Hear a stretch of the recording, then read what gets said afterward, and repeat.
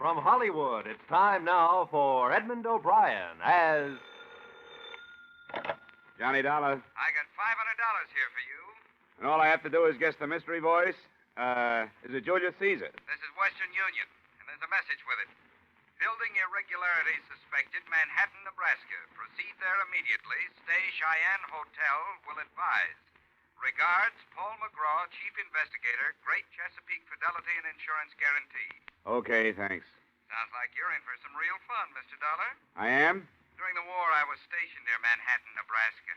Good town? Good town. It made a Texas Army camp look like the promised land.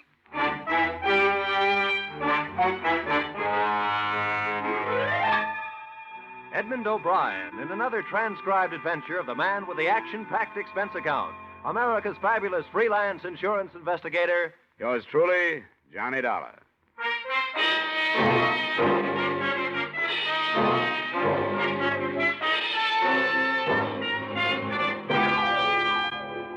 Expense account submitted by Special Investigator Johnny Dollar to Mr. Paul McGraw, Chief Investigator, Great Chesapeake Fidelity and Insurance Guarantee, Hartford, Connecticut. The following is an account of expenditures incurred during investigation conducted on behalf of your company or the story of the Big Red Schoolhouse. Expense account. Item, transportation, $134 plane fare, New York to Omaha. Item, transportation, $3.95 bus fare, Omaha to Manhattan, Nebraska, which a fellow passenger told me was a quiet, sleepy little town. But which seemed to be celebrating Rip Van Winkle Day as I stepped off the bus. Nobody was walking, and everybody was running. I followed the crowd in the general direction of the excitement. 2 blocks north of the main street, the fire crews were hard at work playing the hoses on what was very shortly not going to be the new high school building. And that's where a little man with black curly hair introduced himself. I am Paco Gonzalez. I carry those bricks myself. Watch fine new school grow up under my own hand. What's the matter? How come these buildings I worked so hard on for 16 months goes down in 16 minutes, huh? I ask you, mister, how come these... Oh, now, calm down. What are you talking about?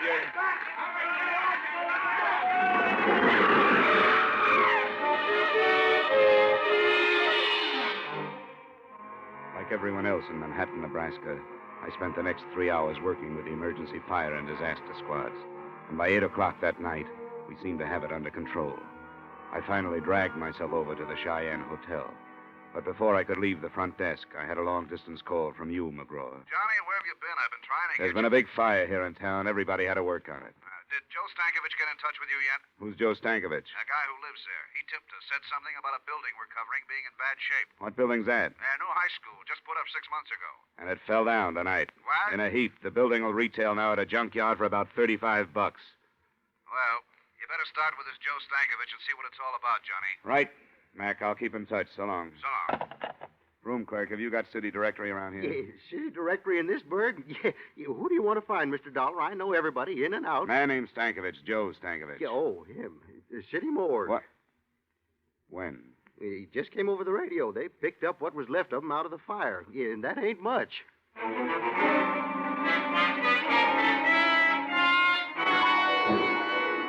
Joe Stankovich had no survivors and no close friends. He lived in the basement of the school and kept to himself. That was all I found out about him after asking questions around town for an hour or so. About 11 o'clock, I started back for the hotel. Turning a corner by an alley, 2 men in dark clothes were holding a third man in a tweed suit. The fourth man was giving him everything. Hey! Hey! When I came up, the 3 men scattered like burglars. The man they were beating pitched forward, and I caught him before he fell. You need some help, mister. Everybody needs help. But let me tell you who I am before you help me. Maybe you won't want to. All right, who are you? Bill Garrett. Yeah? You don't live here, do you? No, I just got in town this morning. I was the architect on that school. Well, don't you understand, Samaritan? Don't you see? Those 3 men were a group of citizens. Their kids could have been in that school when it caught fire and collapsed. And I'm afraid they feel that I don't design especially strong buildings. His office address was in his billfold. I hailed a cab and took him over there after stopping by a drugstore for bandages, iodine, and something to take off the chill. While I was patching him up, I remembered how he'd stood there without a sound while they did that to him. When he came around, I told him who I was and what I was doing there.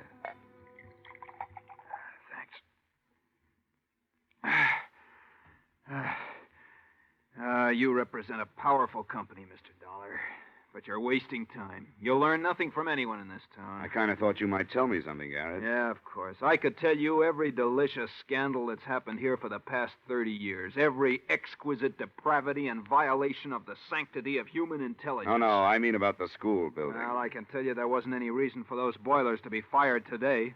That there wasn't any reason for them to blow up. But they did. Any idea why? Lots of ideas. And all of them bad, Dollar. Real bad. Okay, tell me. Look, I was raised here. I went to college over in Lincoln. And one day I came back an architect. I was going to make the whole place over. Nice buildings, nice streets, everything. You saw what happened. The school was my first big project. Yeah? I drew it 4 years ago, revised it a year later. And the city hired you? Better than that. I was so good, the day they broke ground on that school, I left for Paris to study at the Sorbonne. And you weren't in town while it was being constructed? I was out learning how to build even better things. I got back in town 4 days ago. I went over to see my building. Well, here's a laugh for you. They used my outside drawing, that's all. Looked like they made up the rest of it as they went along. I went over to see the building contractor to ask him about it. Double talk. He told me to keep my mouth shut if I ever expected to do any more work for the city. This building contractor, what's his name? He has a perfect name, Dollar. A fine, sunburned man with lots of good teeth and not an ounce of fat on his broad frame. Big Jim Madden. Where can I find him?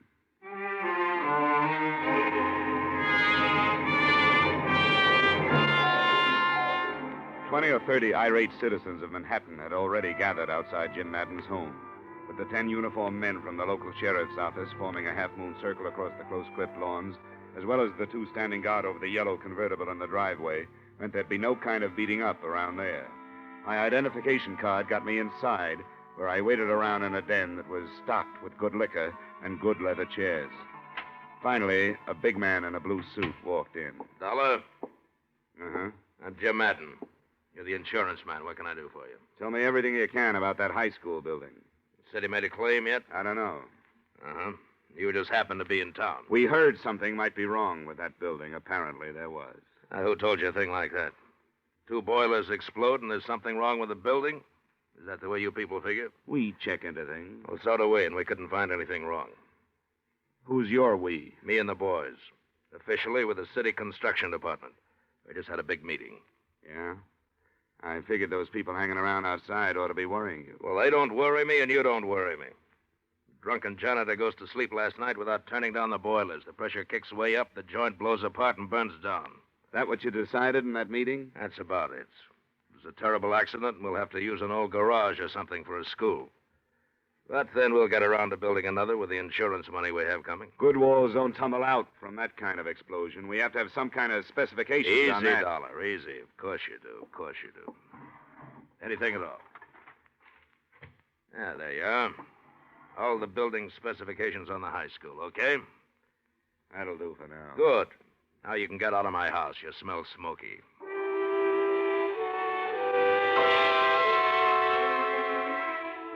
There were 50 pages of specifications on that building materials used in the construction of the school. They looked all right. They also looked as if they could have been forgeries. I tried to get hold of Bill Garrett, but he didn't answer his phone. Then I noticed an inspection receipt at the back of the folder. It was signed by the local building inspector, a man named Mike DeGuerra. You stay up late, whoever you are, but come on in anyway. The woman standing in the doorway was tall and blonde and smoking a longer than you can buy cigarette that went with the black filmy thing she was wearing. You say your name's Johnny Dollar and you want to talk to Mike, huh? I'm Vivian DeGuerra, and Mike isn't home just now, but you can wait for him and talk to me. I'm not bad company. Oh, would a drink help? Help what? Whatever's wrong with you. You look tired. It might, but I'd rather not. I just came by to talk to your You husband. said that. What do you want to talk to him about? Business? At 1 in the morning? Look, you probably missed your dinner tonight, and you've been getting all your nourishment out of a bottle. And you're kind of afraid Mike will walk in? No, Mike DeGuerra won't walk in. He's already walked out.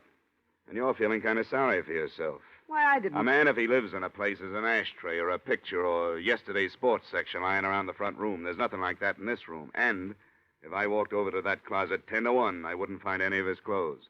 Come on, tell me. When did he lamb out of town? Stop, you're hurting my arm. Come on, when? 3 months ago. Get out of here. Why? Where is he? Find him and ask him. You're the detective.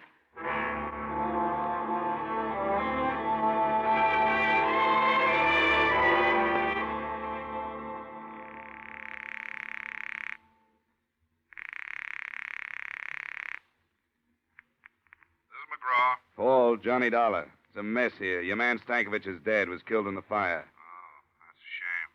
What do you think? Well, political wraparound. The school was a fix on something or other, dough somewhere, the town sewed up tight, all kinds mixed up in it, somewhere. Yeah, that kind of thing, huh? Well, stay where you are, Johnny. I'm sending you 8 men. If they want to play that way, we'll play that way. Get to the bottom of this. 3 seconds after I hung up the phone, I found out how much of a mess it really was. That's when my hotel door opened and a man lurched across the room toward me. Dollar. He stood in front of me, swaying back and forth, his hands clutching his coat. He fell before I could get to him. 3 bullet holes formed a neat trio across where his tie pin should have been. I ran my fingers through his coat, pulled out his wallet. The driver's license read Mike DeGuerra, age 39, occupation, building inspector.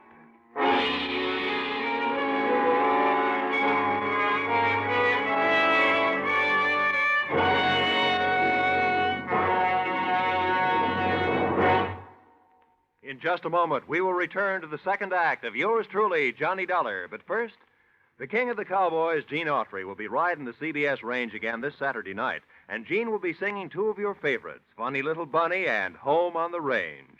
This Saturday, CBS also will take you on another trip with Vaughn Monroe's Caravan.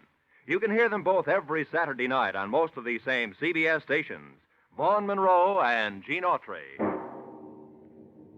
Now, with our star, Edmund O'Brien, we return to the second act of yours truly, Johnny Dollar.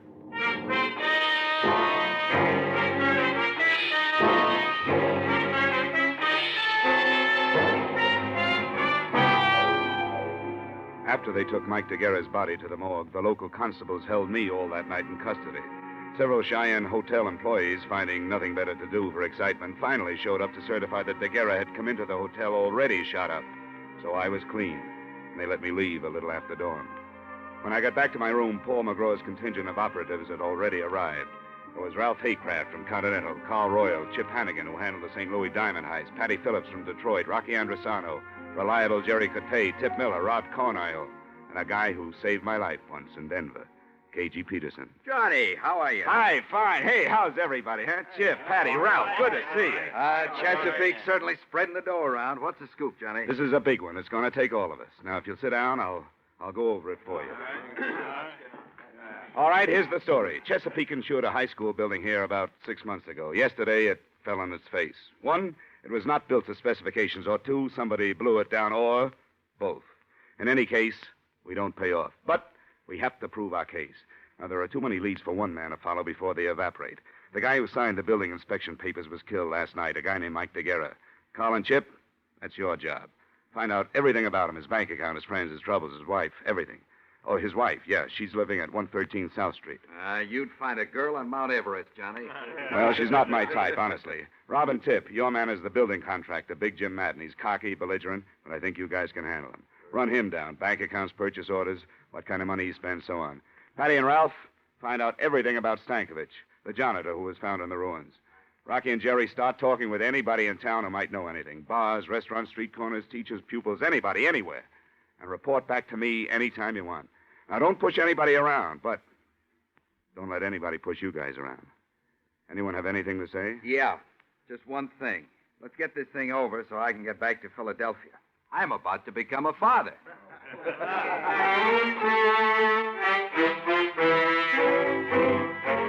I thought I'd sit back a while and see what kind of birds were flushed up from the dusty meadows of Manhattan, Nebraska. An hour later, my first bird winged in. But it wasn't at all what I expected.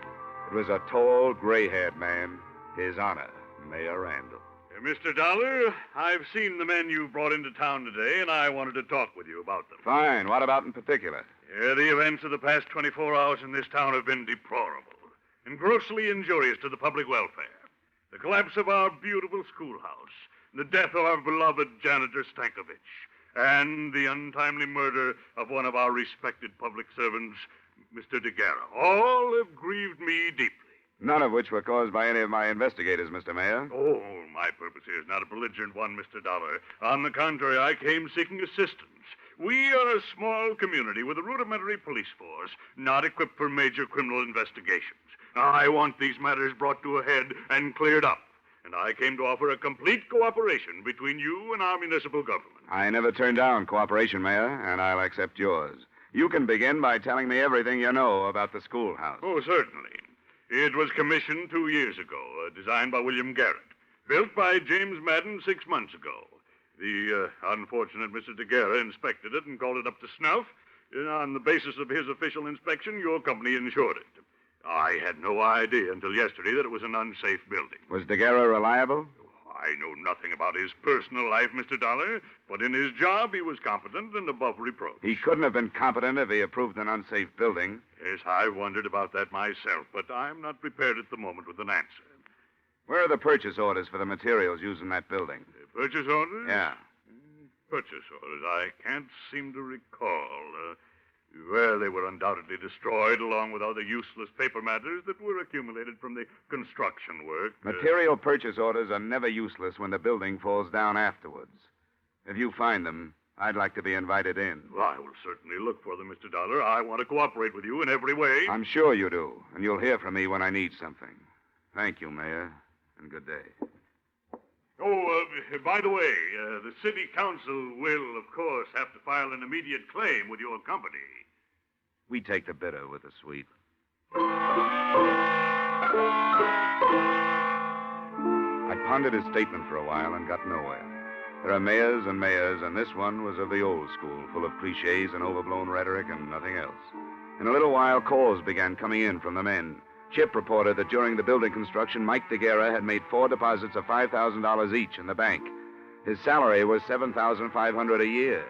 I thought another talk with Mrs. DeGuerra was in order and made for her house.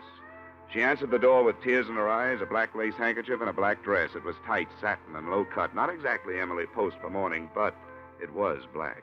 Oh, Mr. Dollar, I'm glad you came. I'm so unhappy and lost. I can see. May I come in? Why not? Is there anything special you want, Mr. Dollar? I'm sorry to cut in on your hour of bereavement, Mrs. DeGuerra, but under the circumstances... I know. I'm not sure I can help you any. I'm so broken up. If you're not careful, you might drown in those tears. You cheap gumshoe. You dropped your act. Well, don't bother to pick it up. And that dance hall dress and shoes. Is that what you thought was expected of you? Look, this setup creaks from top to bottom. Come on now. Your late husband made $7,500 a year and deposited $20,000 in 6 months. Does that figure? I don't know anything about his money. All I know is the bank told me he only had $300 left. What did he do with it? What do you think? He spent it on other women. And why the tragic act? Not very good at it, am I? Not the best? I really loved him. He loved me. We kicked it away because we both wanted more excitement than this town or his salary could give us. There was no place to go. We just didn't get along. He was out spending his money on other women, being a big shot. I can't blame him, though. I helped make him do it. What about the money? He got it for falsifying the school inspection papers, didn't he? Well, he didn't get it inventing the telephone. Who gave it to him? I don't know. Well, who do you think killed him? And why? I don't know that either. What do you know?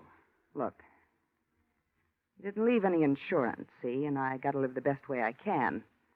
If I stay in this town, I got to keep friends. If I don't want to keep them, I got no choice but to move, and that takes money. I wonder what could possibly be on your mind. The company you represent handles insurance, doesn't it? 263 different kinds. Are you particular what kind of premiums you collect? We pay off on a lot of things. Just what kind of insurance were you thinking about, madam? $2,000 endowment. Got your pen? No. But my word's good at the cashier's cage. What do you got? I'm trusting you. Mike got that $20,000 from the Universal Rock Company for, quote, services rendered, unquote. You know who owns the rock company? Big Jim Madden? Close enough, Big Jim's brother. Last night, when Mike showed up in town, he was gunning for trouble. Why? He said they were going to make a patsy out of him, and he wasn't going to take the rap for anybody. That's what he said. I think he ran out of money and came back to make a touch in exchange for disappearing again. And Madden shot him. I didn't say that because I don't know. How do I get my insurance? Yeah, if what you say is true, I'll have to check first. I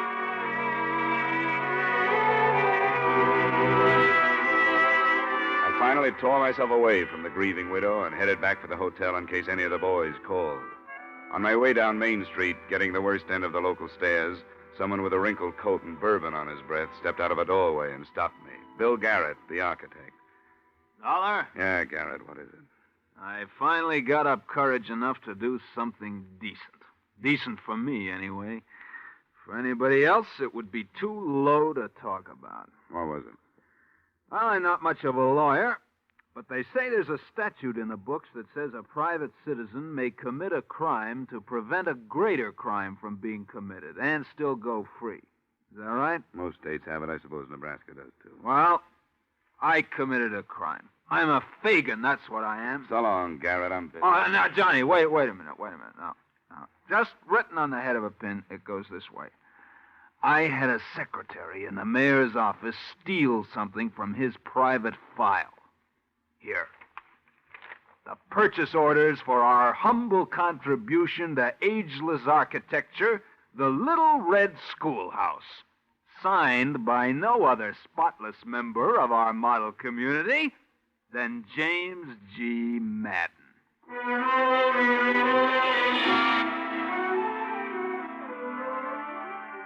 I looked at them, and they were as advertised. Purchase orders complete down to the last 10-penny nail. Not being a technical expert, I decided to shoot them back to Paul McGraw for his perusal. I sent them from the local post office, insured, registered airmail, and special delivery. Then I walked up the steps of the city hall for a chat with His Honor. Good afternoon, Dollar. My door is open to you anytime. Glad you feel that way, and I hope you still do when I finish. You finish what, Dollar? Calling you a liar? Now, see here. Save the B-picture dialogue for your next campaign. I thought you told me the purchase orders on the schoolhouse were destroyed. Well, to my knowledge, they were. Look in your personal file. Folder marked Madden, personal, hold. I don't know what you mean. Go on, look. No, don't bother. Because all you'll find is an empty space. Oh. You ought to see your face, Mayor. I... Well, Mayor, they were in there, but somebody stole them and gave them to me. Yeah. I sent them to my company for examination, and I'm sure somebody's going to be in a jackpot when the material purchased doesn't come up to the specifications of the building. Dollar, this is outrageous. Indeed it is. And it was outrageous from the day your city started to build that school. Well, all right. I'll tell you why I did what I did. For money. Keep your filthy insinuations to yourself. Insinuation? Your Honor. That was a plain statement. I wanted to spare this city the loss of faith it would suffer, seeing one of its most prominent citizens exposed and driven out. A man is entitled to one mistake in his life, and Jim Madden is no exception. I planned to bring him to a private accounting and make him replace the money he made on that building and repair it to specifications. Only the tragedy occurred before I took matters in hand. You had 6 months to do it. And every day of that 6 months, 1,800 students might have been killed. And one man was killed. No one knows that better than I. But once having decided on this course of action, I didn't know how to go about rectifying things. My intentions were good, but they went astray in the interests of humanity and brotherhood. Mayor Randall, you are as full of wind as a Chicago street. You are not only windy, you're corny, stupid, careless, and you're criminal. On the strength of what you told me here, my company will never pay that claim. Dollar, I was trapped. Look, I'm going to pick up Madden right now, and Randall, I suggest that you give yourself up to your own police chief before I have him do it for me.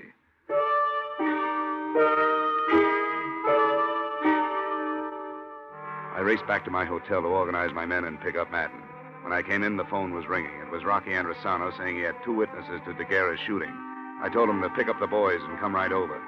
I hung up just as the door opened, and 3 sullen characters with brick dust on their shoulders came in, uninvited. Want to come with us, Dollar? What do you need? 4th at Bridge? Come on. No, thanks. Guys. That'll do it. It was strictly no contest, and with one on each side working a punishing arm lock, I casually strolled out of the room and down the elevator to the street. We were coming out of the hotel when I saw Rocky, Chip, KG, Ralph crossing the street. My boys did real well, especially KG Peterson, who was in a hurry to get back to his wife. After we subdued the hoods, I said a few words to their leader. Don't ask me nothing. Sorry, this is quiz night. Madden sent you, didn't he? Never heard of him. You wouldn't do that by yourself. We're not proving that. Talk. Lay off. Lay off. Of course he sent us. Who else? Where were you supposed to take me and why? Why, I don't know. Where? The Universal Rock Company on the edge of town.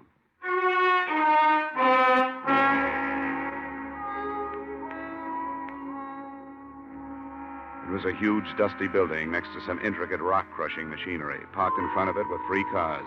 A yellow convertible, such as a well-to-do contractor might drive, a long black sedan, such as a city official might have, and a small sedan, such as anybody might have. We covered all the exits, and K.G. Peterson and I went up the front way. We were halfway up to the offices when we pounded up to the landing just as Big Jim Madden staggered out of an open office and fell twisting on the stairs. Through the open door, I saw a flash of black skirt and a hand holding a gun that started jumping. Give me that. It's empty. Dollar? It's all right, Mayor. I'll get an ambulance out here as soon as I can.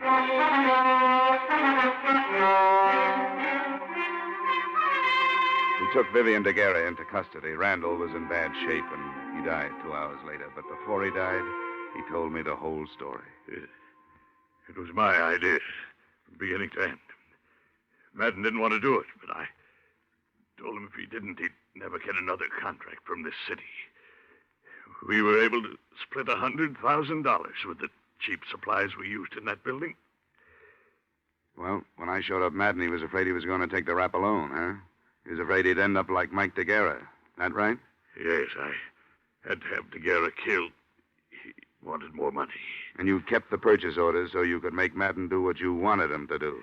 When he found out that your company had them, he was going to turn both of us in. I talked him out of it. Yeah, with a gun. He's dead. He's better that way. Why is it there's always a falling out among thieves?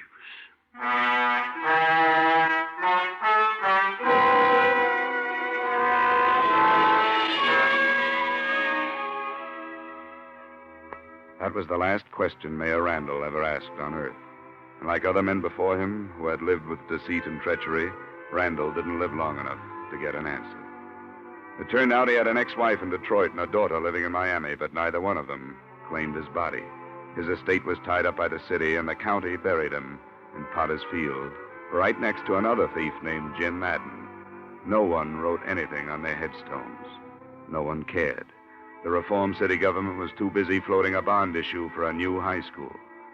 Bill Garrett's going to design it, and this time, I'm pretty sure they'll follow his plans. Expense account total, $3,227. Yours truly, Johnny Dollar.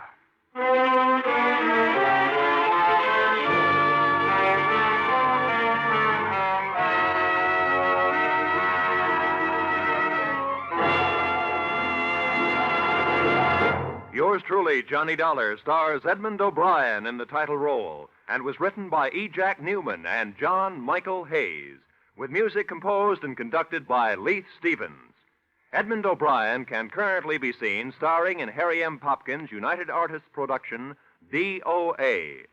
Featured in our cast were Victor Perrin, Elliott Reed, Hy Averback, Clayton Post, Bill Conrad, Virginia Gregg, and Willer Waterman. Yours truly, Johnny Dollar, is produced and directed by Jaime Del Valle.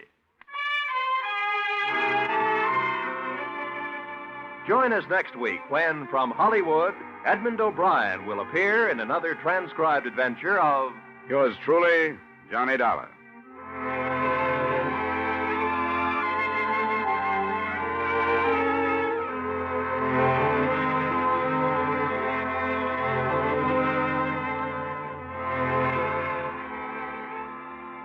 You can bet your life it's fun. It's a laugh a minute. You can bet your life it's full of surprises. It's radio's craziest quiz show, and you bet your life it'll be one of your favorites when you join Groucho Marx every Wednesday over most of these same CBS stations for You Bet Your Life. Now stay tuned for the adventures of Philip Marlowe, which follows immediately over most of these same stations. This is CBS, the Columbia Broadcasting System.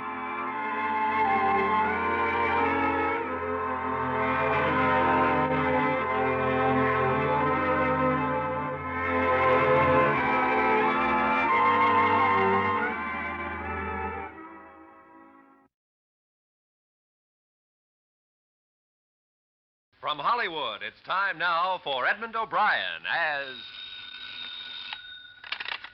Johnny Dollar. This is Bill Hudson, Johnny. Grand Industrial Assurance. Remember? How could I forget?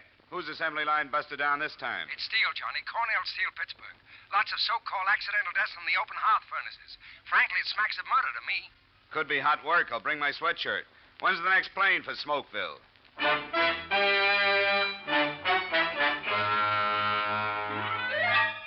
Edmund O'Brien in another transcribed adventure of the man with the action-packed expense account. America's fabulous freelance insurance investigator. Yours truly, Johnny Dollar.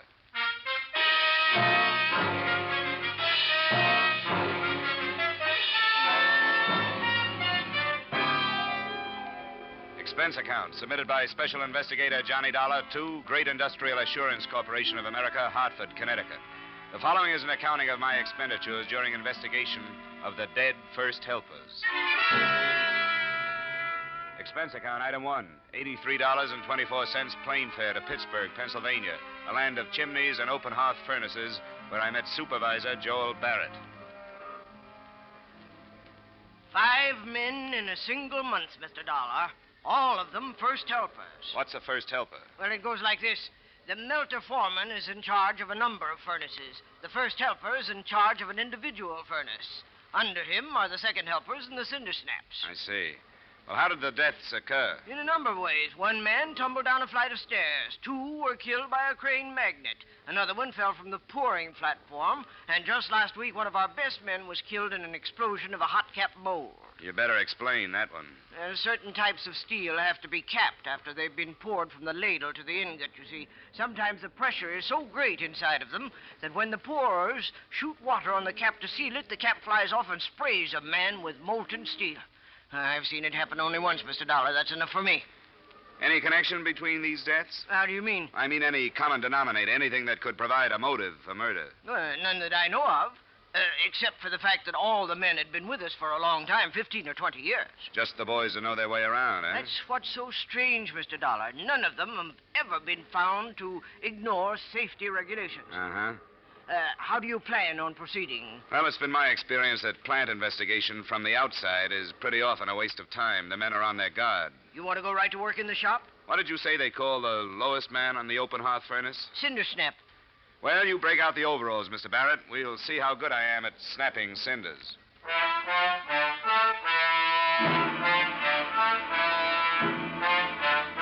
Expense account, item 2, 25 cents for work cap. Every other item of equipment provided by the company. Expense account, item 3, $1 for blister salve and adhesive tape for hands after first 8 hours of work.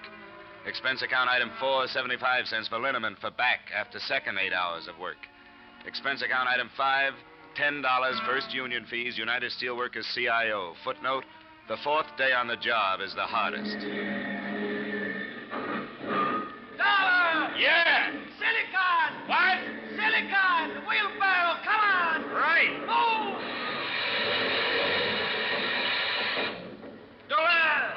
Yeah? Get on the rod. They're tapping 12. Rod? Get on the rod. Right.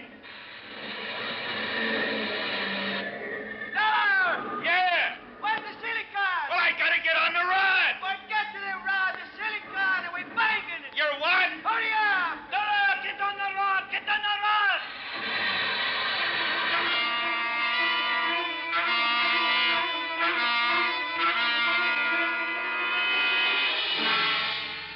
The routine was a killer, but more and more I felt myself becoming a part of the making of steel. It's really something to watch the straight white-hot steam pound into the ingot molds from the ladles. And I began to know these men whom you never hear about, the men with the big backs and the soaking red bandanas around their waists, like Andre with the funny last name, who got a kick out of helping me along. That's all right, Dollar. You get the swing of it. It's not half so hard like you think. After a while, you get strong, get tough like nails. Oh, my aching back. Bet you never eat so good, huh? Bet you never sleep so good. Oh, I dream about lime-silicon ratios. You on sea turn tomorrow? Yeah, if you mean the midnight shift, yeah. Good, you be with me. I show you lots of things. Well, I don't mind the work, but frankly, I'm scared. You work good. They no fire you. It's not that, Andre. I mean cranes and scrap cars and ladles of steel 3,000 degrees hot. You learn how to go around. You have no trouble. You remember the rule, you have no trouble. You'll be fine. Maybe, but some of the boys were saying that 5 men died in the last month. And boys that should know how to get around. Right, Andre? Accident always happen. Fools, the old ones, they are the careless ones. They think they know so well the rule, and they slip and poof. Yeah, you said it. Poof.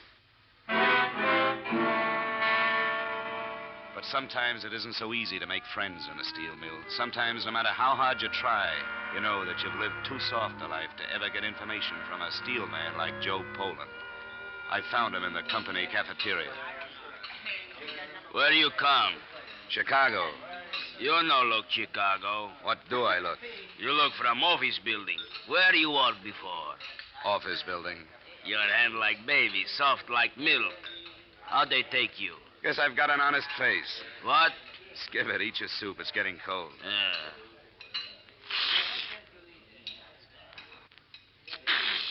Kirk Brody. What you say? Nothing. Just Kirk Brody. Kirk Brody. How you know Kirk Brody? He dead when you come. I know. Killed by a hot cap mold. Kirk Brody friend. I like him. Work good. Who was working with him, Joe? Masaloni. Glad it wasn't me. I'd hate to have that on my conscience. You nosy. You maybe work for Barrett. Barrett. Blech. I don't like. Finish your soup, Joe. It's getting cold.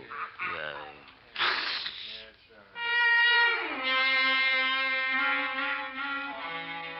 But then there was Fred, another first helper, who helped me understand the general feeling about Mr. Barrett. You'll learn what it's like, Dollar.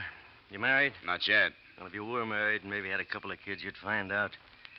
You'd lie awake at night and you'd wonder, will it be me? Will I get that blue slip tomorrow? What if something happened to me? Would she get anything from the insurance? Things like that. How long you been here? 5 years. And tomorrow they can say, that's all, friend. And where are you? You sound like you know your way around, Fred. What's your idea on these accidents? Accidents? There's no such thing as an accident, Dollar. People who want to live cross the street with the light. It's the same way in steel. Like Kirk Brody, killed last week.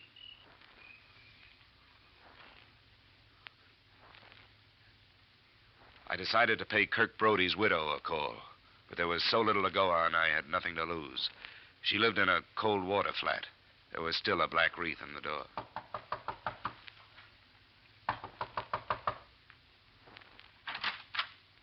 Yes? Mrs. Brody, That's right. I wonder if I could see you for a moment. I'm with Cornell Steel. Come in. Won't you sit down? Thanks. My name is Dollar. I'm investigating the accidents that occurred in the open hearths, Mrs. Brody. I'm sorry to trouble you about it, but there are some things I have to know. Kirk was the last one. It happened 3 weeks ago, is that right? Yeah. 3 weeks ago, Tuesday. On the accident report, it said he was killed when a hot cap blew off a mold. I knew it would happen, Mr. Dollar. I knew it would happen. It was as if I could have stopped it. Oh, Kirk was always careful, always. Only that day when he left the house, I had a feeling something was going to happen. I said, Kirk, please be careful. He smiled. It was the last I saw. I won't trouble you any further, Mrs. Brody. Oh, no. I want to tell you what's happening, Mr. Dollar. I'll tell you what it is. It was this way with Kirk. It's this way with the others. It's their jobs. They're scared for their jobs. If you want to investigate, you want to investigate Barrett. He's the one to investigate.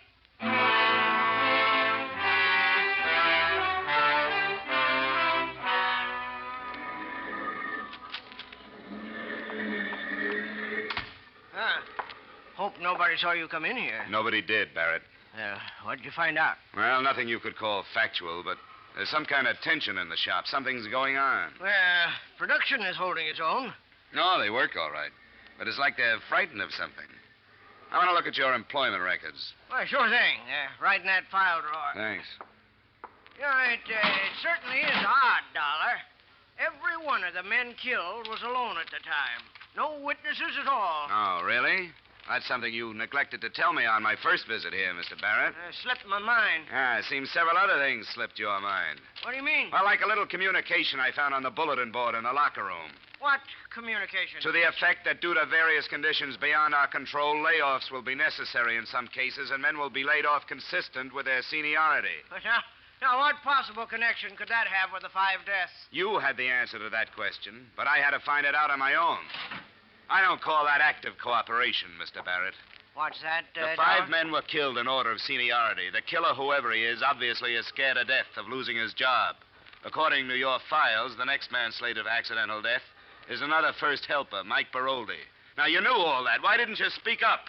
Well, I don't know. It never hit me as particularly important. You know Cornell Steel isn't laying off anybody right now. Maybe you're trying to scare the men into more work. And I doubt if that's company policy, Mr. Barrett. You have your job to do, Dollar. That's to find this killer. I have my job to do. That's to boost production. Is that all right with you? Perfectly all right.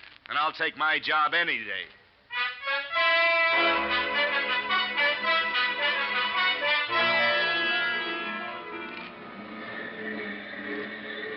Mike! Yeah? Come here. What? The delay clerk shanty. Okay. I just block it with manganese for the tap, Dollar. I can't waste no time. Look, this won't take long. Mike, you're on somebody's death list. You know that? What are you talking about? I'm with the Plan Insurance Company investigating the 5 deaths that occurred here in the last month. According to my figures, you're next. Cut it out. It's not just a matter of accident, Mike. It's murder. You're the highest man in the shop in seniority outside of the Melter foreman. Somebody is knocking off the top of the list one by one. So just watch your step. I believe it when I see it. When you see it, Mike, it's going to be too late.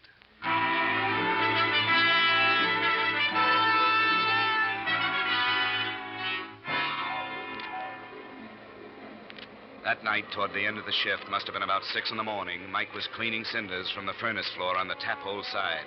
I was making it my business to keep an eye on him. He was sweeping the cinders off the platform down into the empty ladle pit 30 feet below. As a first helper, it wasn't his job, but Mike was like that.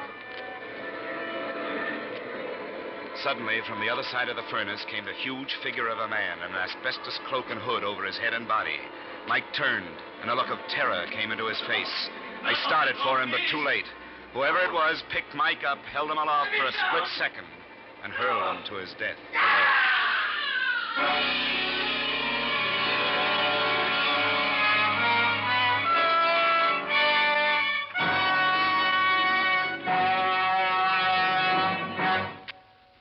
In just a moment, we'll return to the second act of yours truly, Johnny Dollar. But first, to politely paraphrase history, George burns while Gracie fiddles. And the result is, of course, the laugh riot heard every Wednesday evening over most of these same CBS stations.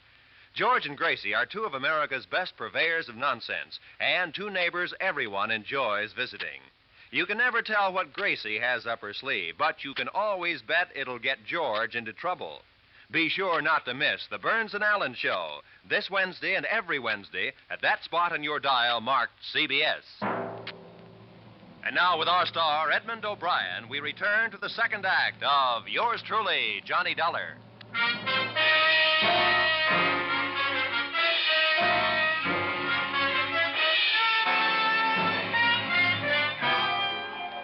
They gathered around the body of Mike Baroldi, and I gave chase to the killer. It was like running after a brown ghost. He ducked up the aisle between furnaces and hopped gingerly over the coupling of a train of coal scrap. I wasn't so lucky. I climbed up, but my foot got caught in the coupling guide, and I fell on my face. The next thing I remember, I was in the plant inspector's office. He was dismayed. He took one gander at my noggin and launched into Lecture 1A of the Safety Inspector's Manual. And look at this one. Another example. Look at his head. You're lucky to be alive. What rule did you break? Section 3, Code 2. Don't you be funning with me. You know, I could have you fired, you know. I'll bet you could. What have you found out about Mike Baroldi? I filled in a full report. The poor man fell over the railing while cleaning the platform. Not quite. What? He was pushed. Pushed? Who pushed him? I don't know. The killer had an asbestos cloak and hood over him. A killer? This is worse than I thought. You got a skeleton key to the lockers? I want to see Mike's belongings. Look, just who do you think you are? I'm with the Grand Insurance Company, mister. You give me the key, and I think we can have this thing straightened out in no time. He was so stunned, he sent me to the Open Heart production office where I got a key. The locker room was empty. I went to Mike Baroldi's locker first. I found his wallet with a pass to the plant in it and $3 in cash. There was a picture of a woman holding a baby. I put the wallet back, looked through the inside pocket of his coat, empty. I closed the locker and started a methodical search of each locker in the place. About 2/3 down the first row, I came to a locker labeled Andre Lemire. I opened it and found what I was looking for, an asbestos cloak and hood. There had been a tear on the sleeve of the cloak worn by the man who had killed Mike Baroldi. I took the cloak with me, locked up, and walked down the aisle to the door. Somebody was coming in just as I was coming out. It was Joe, Big Joe Poland. What you do here, nosy? Aren't you supposed to be at work? I feel sick. Where's Andre? Andre work. Number 10? Like always, number 10. You nosy fella. I got nosier. Did you ever see this asbestos cloak before? Sure. It used to blow out top hole when they put out new heat. You seen it lately? Like on somebody? Sure. Andre, he have on coat. When? Before. Before what? I don't know. Before. All right, thanks, Joe. See you later. Yeah. You tell Andre Joe's sick. Joe go home. I'll tell him, Joe. Hey, wait. Inspector say Mike Baroldi pushed from rails. That's right. How he know? I told him. How you know? I saw it. You see Andre push Mike, huh? What makes you think it was Andre? Andre bad fella. He don't like this Mike. Always make trouble for this man. And you don't like Andre? Sure I don't like Andre. Why you think I tell you? Did you see Andre? I see him go to furnace where Mike is. Stomach too big. You go on home, Joe. You don't look so good.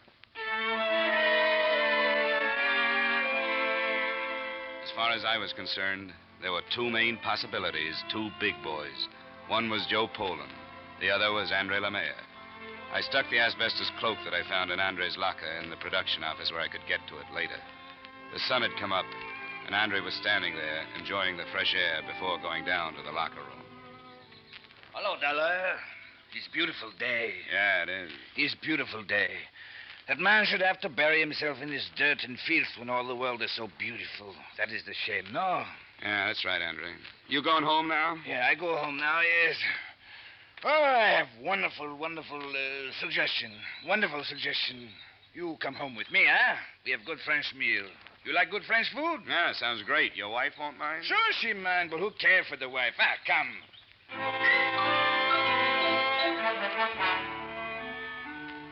What's your name, monsieur? Johnny Dollar. Funny name. Ah, you have no sense. Woman, you do not tell a man he has funny name. Oh, I'm sorry, monsieur. Oh, think nothing of it. You work at mill? That's right. He will make a wonderful worker, a very good man, because he think, he use his head. Oh, I forget Marie. The most terrible thing has happened. What? You know Mac Baroldi. Mac, tall, long, thin, little hair. Well, Mike is pushed from rail and killed. Oh, no. Kill. Oh, terrible, terrible. You see it, no, Dollar? Yeah, I saw it. Somebody do it. Somebody. They catch him, boy. Andre, I think it's about time I let you in on a little secret. I'm with an insurance company. I'm investigating these murders. Huh? I found an asbestos cloak in your locker today. I have no asbestos cloak. I saw Mike killed, Andre. The killer wore this cloak. The cloak was in your locker. Maybe you'd better take it from there. You say I killed Mike? You tell me this? I take you to my house. You say terrible things to me like this. You lie to me. You say you are friends of mine. You will leave. You leave. Leave! Well, there goes some nice French cooking.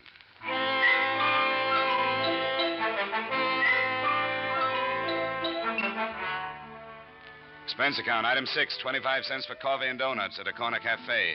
I kicked myself a couple of times for breaking out the evidence before I should have. Then I went back to the open hearth office. Barrett had just arrived. He greeted me with a frown that reminded me of the last conversation we'd had. Well, Dollar, have you found anything else? You heard what happened early this morning? About Mike, yes. I thought you had it all figured out. Well, I still haven't. I chased the killer across the shop, but he got away. I see. No, you don't see. He had an asbestos cloak and hood over him. Pretty clever fella. Yeah, and pretty big. I've got it narrowed down, but that doesn't help much. I suppose you've come to look through the files again, just so you can tell who's going to be killed next? Maybe it'll be different this time, Mr. Barrett. I think I'll just take that seniority list with me, if I may. I'm going to go home and get some sleep. How do you like the night shift? It's anything but dull, Mr. Barrett. I'll see you later.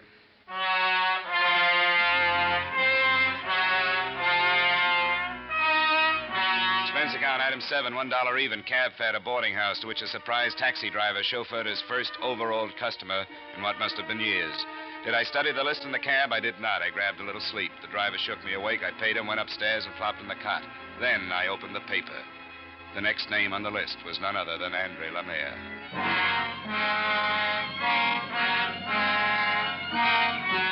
Expense account, item 8, 75 cents taxi fare. I got to Andre's in 10 minutes. I was 20 minutes too late. The police were out front.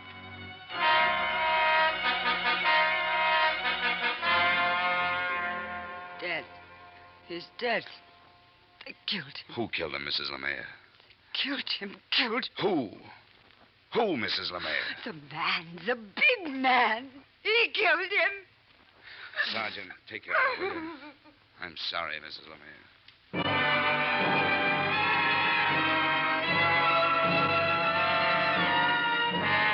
Expense account, item 8, cab fare to plant. I tried to tell myself that there was nothing I could have done, that everything had pointed to Andre. But I'd seen his name on the seniority list, right below Mike Baroldi's. I'd drawn too many conclusions. It was clear now. The asbestos cloak in Andre's locker had been a frame. Maybe insurance investigators shouldn't make mistakes, but they do. And sometimes fatal ones. I could lay the blame for Andre's death on nobody but myself. Myself and a big first helper named Joe Poland.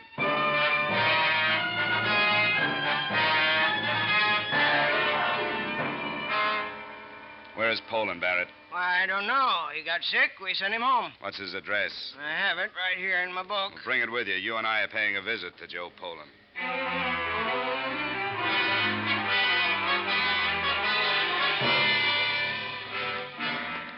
I hope you have a gun, Dollar. Just in case. Knock. You better stand back.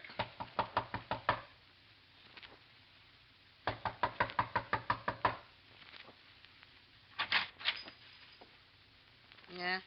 Mrs. Poland, Yeah? is your husband home? No. We're from the mills. This is Mr. Barrett. Huh? Where can we find your husband, Mrs. Poland? He not home. Mind if we come in and see? He not home. Go away. He not I'm home. sorry, Mrs. Poland. We'll have to make sure. You stop. You try that door, Barrett. I think you'd better try it. You Dollar. go. Right. You go. I call police. He's not here, Barrett. He not home. I told you he not home. Mrs. Poland, you may not know it, but your husband is wanted for murder. Murders. Yeah.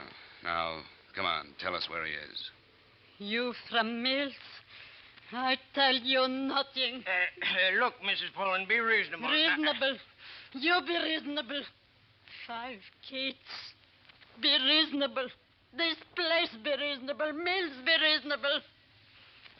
Barrett. You go. I call police. Come on, Barrett.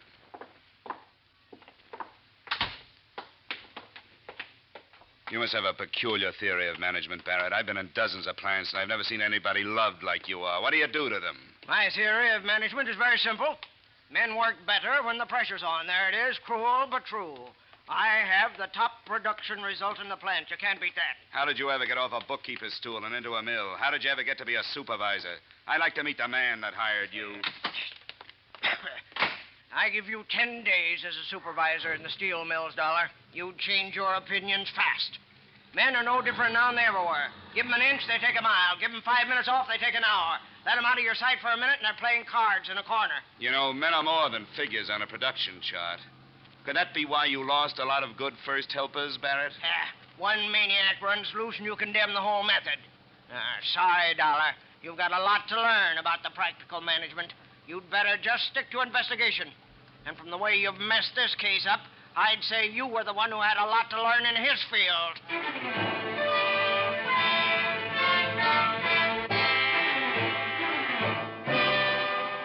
We rode back to the plant without a word. It wasn't just anger. There was so much difference between us, there was just nothing to say. Barrett got off and said he'd call the police if I had proof that Joe Poland was the killer. I said I didn't have any proof and for him to call the police anyhow. I took the stairs to the furnace floor. I knew Poland would be there. I don't know how I knew, I just knew. I wandered from furnace shanty to furnace shanty. I found him at number 12. He was cleaning out the clay of the tap hole before the pour. Joe?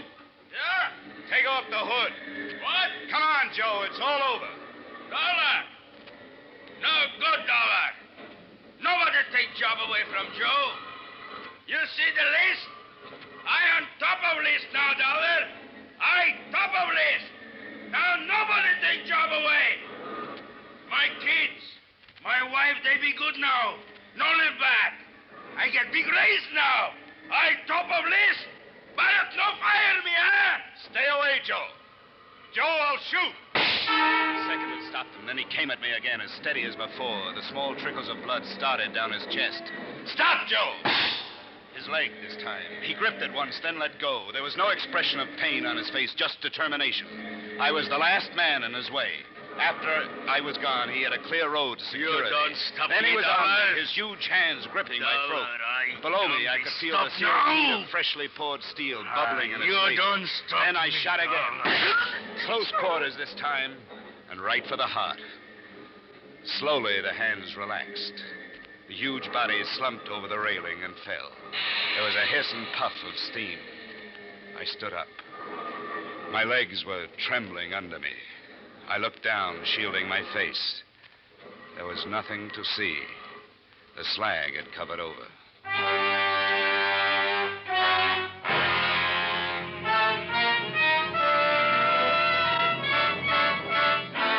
Expense account, item 9, $20.53. Flowers for Joe Poland's funeral. They buried a block of steel in place of his body. Barrett was standing there, standing to one side, and Mrs. Poland, and Mrs. Brody, and Mrs. Lemaire. When the minister finished his little speech, Mrs. Poland turned to Barrett. I've never seen hate like that in anyone's eyes. Murderer. You killed him. You killed him, Barrett. You killed them all. You still kill them.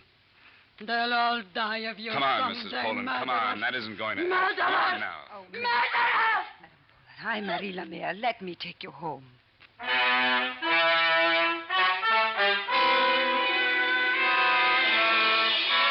So Mrs. Poland went home with the woman whose husband Joe had killed. And I wondered, who are the murderers, and where does murder start? Though I don't like to see anyone lose his job, I like petty Simon Legree's even less. So I'm pleased to report that Joel Barrett has been replaced as supervisor. I finally concluded that if you trace a murder far enough, you get right back to every one of us. Expense account total $520.25. Yours truly, Johnny Dollar.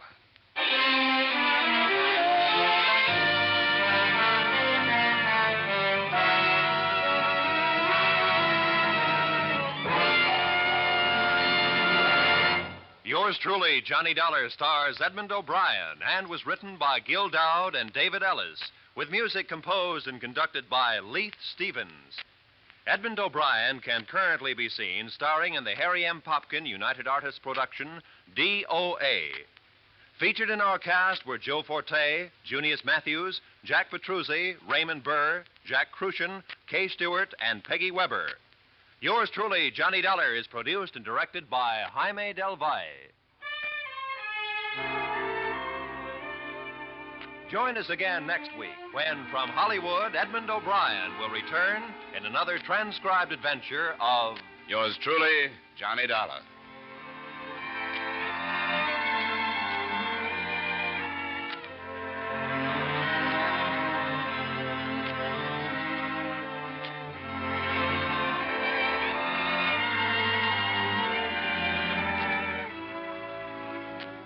CBS will go right on bringing you Dr. Christian every Wednesday night over most of these same stations, along with Bing, Groucho, and George and Gracie. Stay tuned now for The Adventures of Philip Marlowe, which follows immediately over most of these same CBS stations.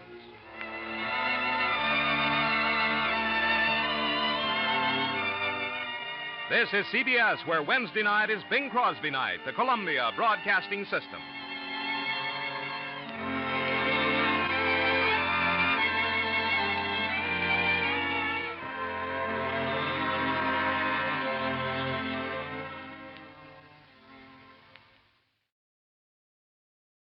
From Hollywood, it's time now for Edmund O'Brien as... Johnny Dollar. Harry Polden, shipper's indemnity. Johnny Johnny. How soon can you get to Buffalo? 6 hours by train. Take a plane. All right, I'll take a plane. Why? So you can get on this case while it's still hot. Get on what case, Harry? Atlantic Central Railway. Some guys knocked over one of their boxcars last night and heisted half the load. We carry a blanket policy on all their freight, so get going. Yes, sir, Mr. Polden. Right away. And watch your expense account.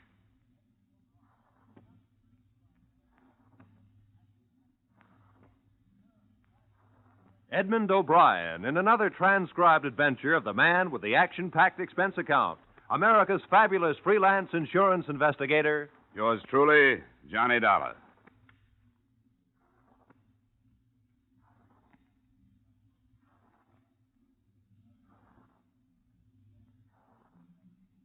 Expense account submitted by Special Investigator Johnny Dollar to Harry Polden, Shipper's Indemnity, Hartford, Connecticut. The following is an account of expenditures incurred during investigation of Atlantic Central Railway's claim regarding missing freight, or the story of the 1008. Expense account item, transportation, plane fare, Hartford to Buffalo, $48.16, plus cab fare, $6.35 to the main offices of the Atlantic Central Railway, where a tall, heavy-set man in a dusty blue serge pulled a cold cigar from the side of his mouth and spun a swivel chair in my direction. I'm Eve Grimm's, Dollar. Sit down. Now, let me close this door. Well, you didn't take long getting here. I wasn't very far away. I'm the cinder bolt for this outfit, and I'd be doing what you're going to do if it was like the old days. Only Shipper's Indemnity handles the insurance, and it's our job now. That's the service you pay for, Mr. Grimm. When they stuck me in this desk, I'd been knocking deadheads around for 20 years and seeing they got themselves 30 days on the road gang. Now I'm just... I guess they figure I'm too old. Well, maybe you can give me a hand on this. Well, I'd like to, Don. I need some action. You want to tell me about it, Mr. Grimm? You bet. Atlantic Central hustled 6 gully jumpers a day up to Rochester. 5 hours after the 1008 leaves here last night, she jerks up at Batavia so the clowns can water her down. That's when the Donegan notices one of her brownies is busted open and half the jig is gone. So, right away, he wang-doodles a copper buster up the line. Are you getting this? I think so. Translated, you mean the brakeman at Batavia found the boxcar had been broken into and half the cargo stolen, and he phoned ahead to the telegraph office. That's it. All sorts of stuff on the car. Don't know what all's gone yet. It was a make-up, any kind of freight, you know. I got the poodles over in the bullpen looking up the invoices to see exactly what's missing. It'll take a while. Good, that'll help. Who was in charge of the loading here? Andy Matson. Been with us 13 years. He inspected it and sealed it down himself. I talked to him already, but call him in if you like. Well, I might want to see him later. What about the brakeman in Batavia? A Gandy dancer, Skeeter Minkowski. Nah, he couldn't have done it. That highball only lingered there long enough to get water. Can't unload a brownie in 3 minutes. Take more like 3 hours. What other stops did she make? 1. 6 minutes at the junction, 15 miles outside of here, waiting for a hot-shot passenger to get by. And all in all, the train stopped 10 minutes at the most, huh? Not long enough to unload a kiddie car. Engineer named Roper claims he spotted a dame in a red dress hanging around the yards yesterday afternoon. And the boys at the roundhouse say the same dame was in asking questions about trains leaving. Said she was from a newspaper. She give a name? Ruth Smith. I checked. No newspaper in town got any Ruth Smith working for him. Well, she's our tipster.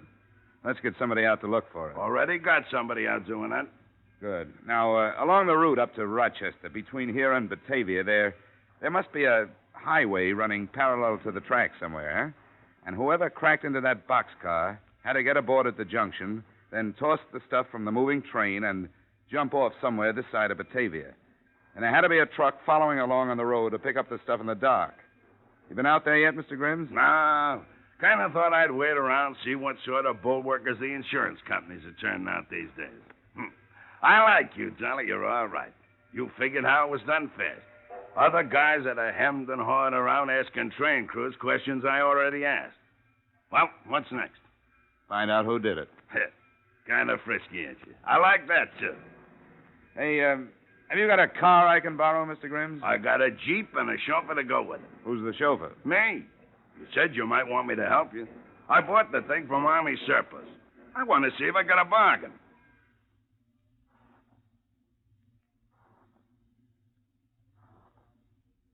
Expense account. Item, $4.38 for gasoline, which went into a Jeep that Eve Grimms and I used to follow the lonely stretch of old road that ran parallel to the Atlantic Central Railroad tracks. 2 miles beyond the junction, we found heavy-duty tire marks which could have been made by a truck which could have left the road, then driven over the flats as far as the embankment to pick up freight which could have been thrown from the moving train. Following the right-of-way, we found several such tire marks at several points turning off the road, but no building nearby. Finally, at one place, we found an unpainted shanty that stood barren and lonely against the sky. It belonged to a man named Bogatis. Big truck? You're danged right I did, mister. You're dang boodly-doodle right. Woke me up, it did. Well, what did the truck look like? Do you remember what the truck looked like? Yellow. Yellow it was, all yellow. Seen it plain, even though it was night. You happen to notice the license number? You kidding, Sonny? All right, forget it. Did you happen to notice any lettering on the truck, Mr. Bogatis? Don't read, never learn, never believed in it. Nope. Well. Don't make no difference, though. It wasn't nothing writ on it anyhow. Oh. The trucks usually got printing on them. Dang things making all that noise. Grunting and heaving and waking a man out of his sleep. Ain't had nothing like that since the Army maneuvered here in 41. No, sir. Are you going to stop it? Well, I hope so. Good. Did you happen to see who was driving the truck? Nope. Do you know about what time it was here? Nope. Did you happen to say anything to the man? Nope. Well, do you know in which direction it went from here? Yep. Huh? They turned around and headed back for Buffalo.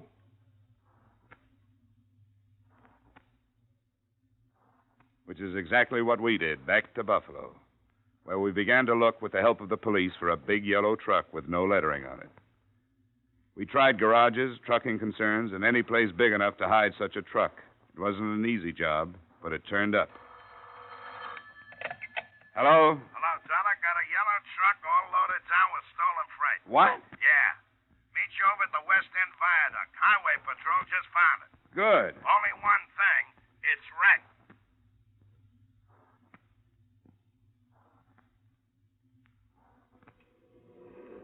Passing motorist had a flat tire right here. He got out of his car to fix the flat and saw here where it tumbled down. Good tumble. Must be 30 feet anyhow. Yeah, they're trying to get the driver out of the cab now. He may still be alive. They're using acetylene torches. 10 minutes later, the ambulance crew dragged the driver out of the twisted cab. The interns worked on him for a short time, then one of them straightened up, handed me a billfold. Well, here you are. His name's Blakey. Blakey. Rick's Blakey. Mm-hmm, for the moment. He won't live another 5 minutes, fractured skull, neck broken. If you've got any questions to ask, you better hurry. Thank you. Blakey. Blakey, listen to me. Listen, you haven't got long. We know this is all stolen cargo in your truck. And we want to know who worked with you. Jake. Get Jake. Jake? Jake who? Jake. Jake slugged me. Put it in gear and rolled me over the side of the road. Get him, Mr. Cop. Get him for doing this to me.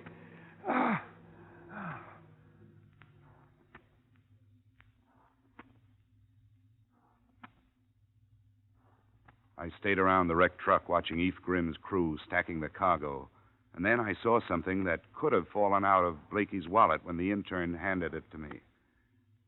It was a card. On one side was printed Horseshoe Bar and Grill, and there was an address underneath it. But on the other side was written, Jake, 8 o'clock Tuesday. He's always there.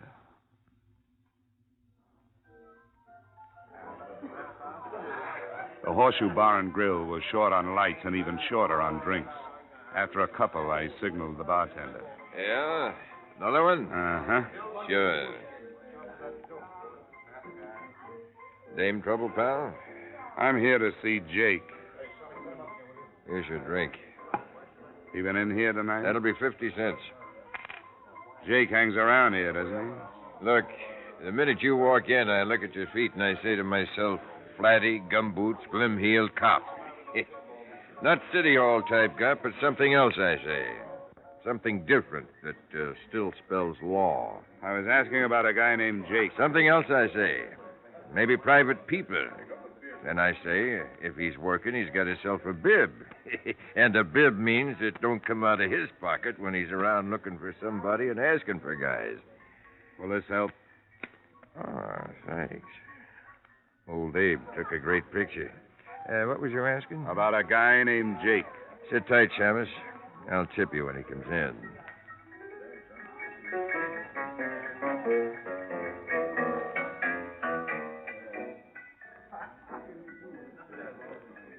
An hour went by, and about the time I was wondering if I was going to be able to write that $5 off on the expense account, the bartender slipped out from behind the bar and went through a door in the back marked private. I finished my drink and strolled after him. He was just hanging up the phone as I walked in. Oh, there's a lot of customers waiting to be served out front. Yeah, I want to get right back to... Wait a minute. Yeah? Haven't we got some unfinished business? Well, yes and no. I come back here to slip myself a quick smoke, and the phone is ringing.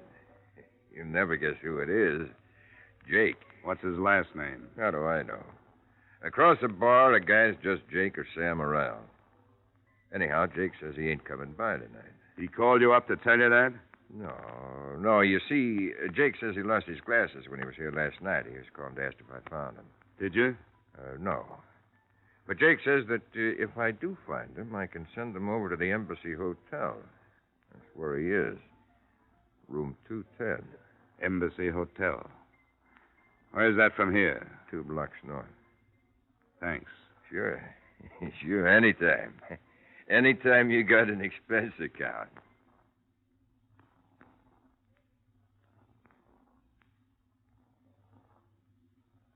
I walked over to the Embassy Hotel, and naturally enough, there was no one in room 210 named Jake. As a matter of fact, there was no room 210. But when I stepped outside and started back for the Horseshoe Bar and Grill, a pair of wide shoulders and a coat collar fell in step beside me. He shoved something against my back. Let you and me kind of turn in here. I'd blast you right here, and you know it. In the alley. I want you should meet a friend of mine. Jake? How'd you guess? Okay, hold it. Here he is, Jake. A tall, thick figure with an odor of fine cologne around it stepped from the shadows. His hat was down and his collar was up. He stood very close in front of me and asked, Why do you want me? Who are you? I'll ask you first. All right. Frisk him, Trench. See who he is. Everything became very quiet then, except for one voice that belonged to a man who had died earlier that day. I kept hearing it. Get him. Get him for doing this to me.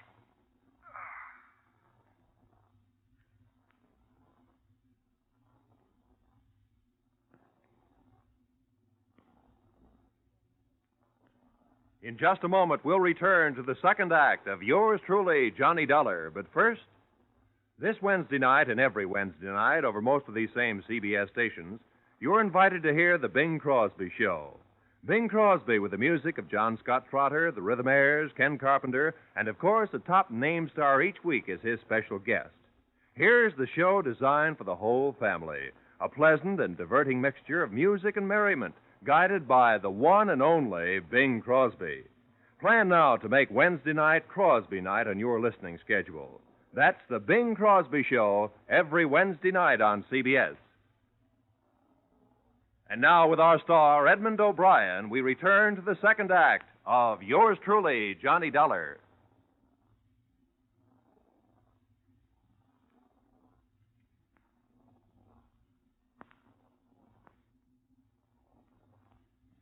I was lying in a dirty alley with my face up against a cold brick wall, and something warm was dripping down the back of my neck. I didn't move. I couldn't. There was a steady ringing in my head, and my body seemed far away. I struggled to my feet and headed for the man who had led me into this.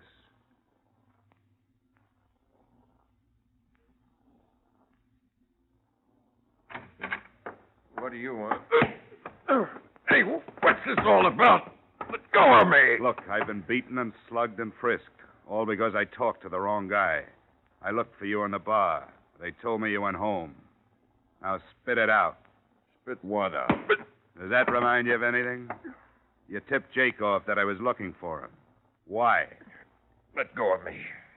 I can't talk like this. If you can breathe, you can talk. Come on. Look, Jake's a steady customer of mine. I gotta treat him right. I never seen you before in my life. What's Jake's full name? What does he do? And where can I find him? I don't know. You don't know what? Anything about him. Except that he's a big black-haired guy who dresses like a bookie, Flash. He just comes in with some guys and drinks. His name is Jake Samuels. He has a sidekick named Trench. I don't even know his last name. What does Jake do? I don't know. He don't say nothing personal to me. What do you think he does? Maybe plays the horse's books. How do I know? And you don't know where he lives? Mister, if he owed me a $100 bar bill, I couldn't find his house.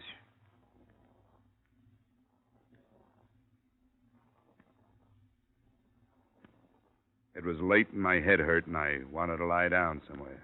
So I made for the Imperial Hotel Eve Grimes had recommended. I took a shower and polished off the drinks they sent up. Then I felt well enough to call Grimes again. But before I lifted the phone, he walked into my room with some interesting information. Sorry you got beat up, Johnny. It's all right. I'm covered with accident insurance, you know. I wish I could help you with this Jake Samuels fella, but I never heard of him. Thanks anyway, Eve, but I'll run him down sooner or later. I do have something that might help, Johnny. Yeah? We checked all that cargo that was found in the wrecked truck, and I don't know exactly what it means, but everything was there except one barrel. What was that? A barrel. And listen to this. Of all things, a barrel of jeweler's rouge. The stuff they use for gem polishing? That's what an intelligent friend of mine told me.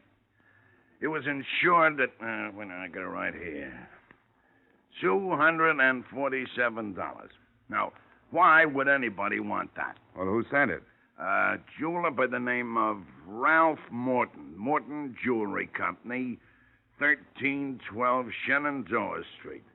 Sent to Michael Adelson, Adelson, 177 Carling Terrace, Boston, Mass.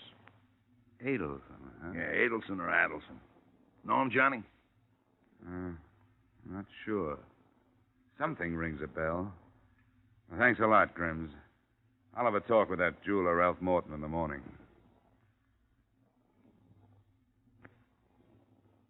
In the morning, I rented a small car and started for the Morton Jewelry Company on Shenandoah Street. I found it in the middle of the block, a small, hungry-looking neighborhood jewelry store. But the most interesting thing about it was standing in a doorway across the street from it. A middle-aged man. He was a plant, if ever I saw one. I ignored him and entered the store. There was a small man with thinning brown hair bent over the insides of a watch, and a snappy-looking blonde job dusting counters about 4 paces away. I spoke to the watchmaker. He took out his eye lens and looked up. Yes? 2 days ago, you shipped some jeweler's rouge to Michael Adelson in Boston. Yes, I did. What about it? Well, it was hijacked out of the freight car yesterday. Oh. Clumsy this morning. Hijacked, you say? Stolen. Somebody wanted it pretty bad. They passed up a lot of other stuff more valuable. Well, Who are you? Johnny Dollar, insurance investigator with the Shippers Indemnity Company. Oh, it was insured, of course. Well, you should know. For $247. I'm sorry it was stolen. I presume your company will have to pay for it. We don't mind paying if we know what we're paying for. What do you mean by that? Why would anybody want to steal rouge? I'm sure I don't know. Whoever did it went to a lot of expense and trouble, and they murdered a man for good measure. Andrea! Why must you always be knocking things down? I'm sorry, Mr. Morton. My hand slipped. Well, be more careful. You say they killed a man, Mr. Dollar? Surely they did not do this over my little shipment of jeweler's rouge. It sounds stupid, I know, but it was done. Why did you send rouge all the way to Boston to Michael Adelson when you could buy the same stuff there? Oh, no, you're wrong. This is a private formula I developed myself. I sell it to a number of widely scattered people. They seem to prefer my mixture. Uh-huh.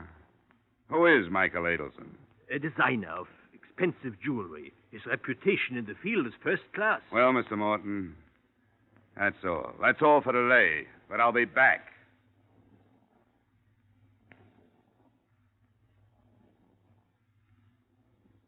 All the time I was in there, the blonde, Miss Phillips, kept her blue eyes and her pink ears focused on me. My common sense spoke to my vanity and told it to play dead. She was interested in more than my profile. Outside, I spotted the plant across the street. I thought he was growing in the doorway until I approached him. He ducked clumsily and walked away with such obvious nonchalance that I was tempted to follow him, and I did, to a corner drugstore with a good view of the Morton Jewelry Company. We shared adjoining stools while he cut into a butterscotch sundae. Hey, a little more butterscotch on this, please. You got the 20-cent special. What do you want for 20 cents? Butterscotch? Okay. Okay, I don't pay for it anyway. What's the job? What's the... Huh? Oh, it's you. Well, beat it. Here.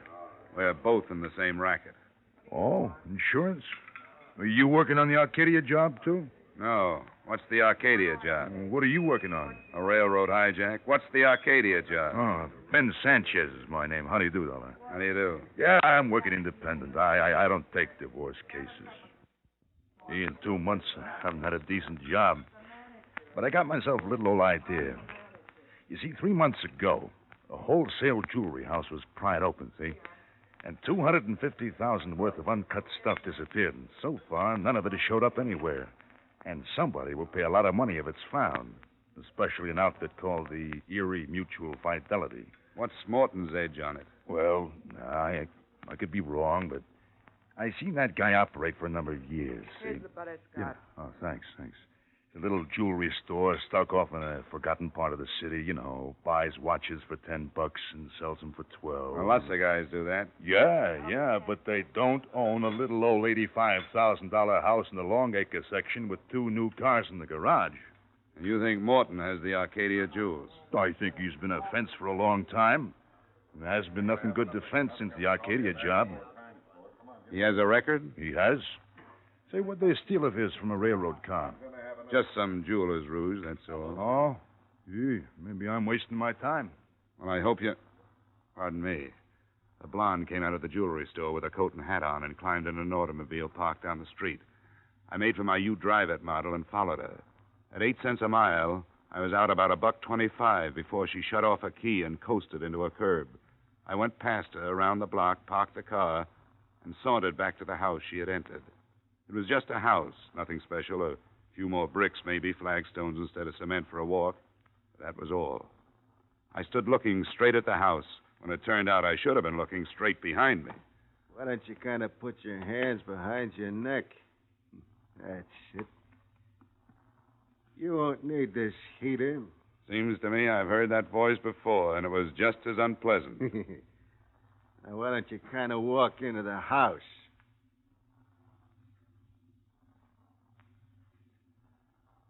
I would have been amused to know that I kind of wanted...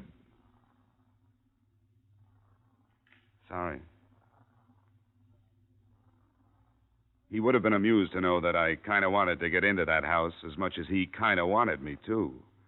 We went up the walk, arm in arm. He opened the door and graciously allowed me to enter first. The living room was empty, but I could hear voices plainly in the next room. That stuff was worth more than you've ever seen before. Oh, shut up. I took a long time looking for 2 guys.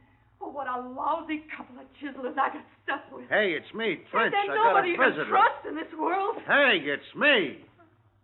We stood there, Trench beaming and me frowning, and they came into the room. The guy was big, black-haired, and overdressed, the way the bartender had tagged him.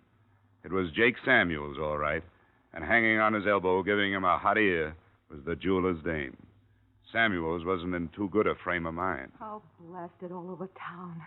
And you won't be able to touch me, because I got protection. Now, will you shut up?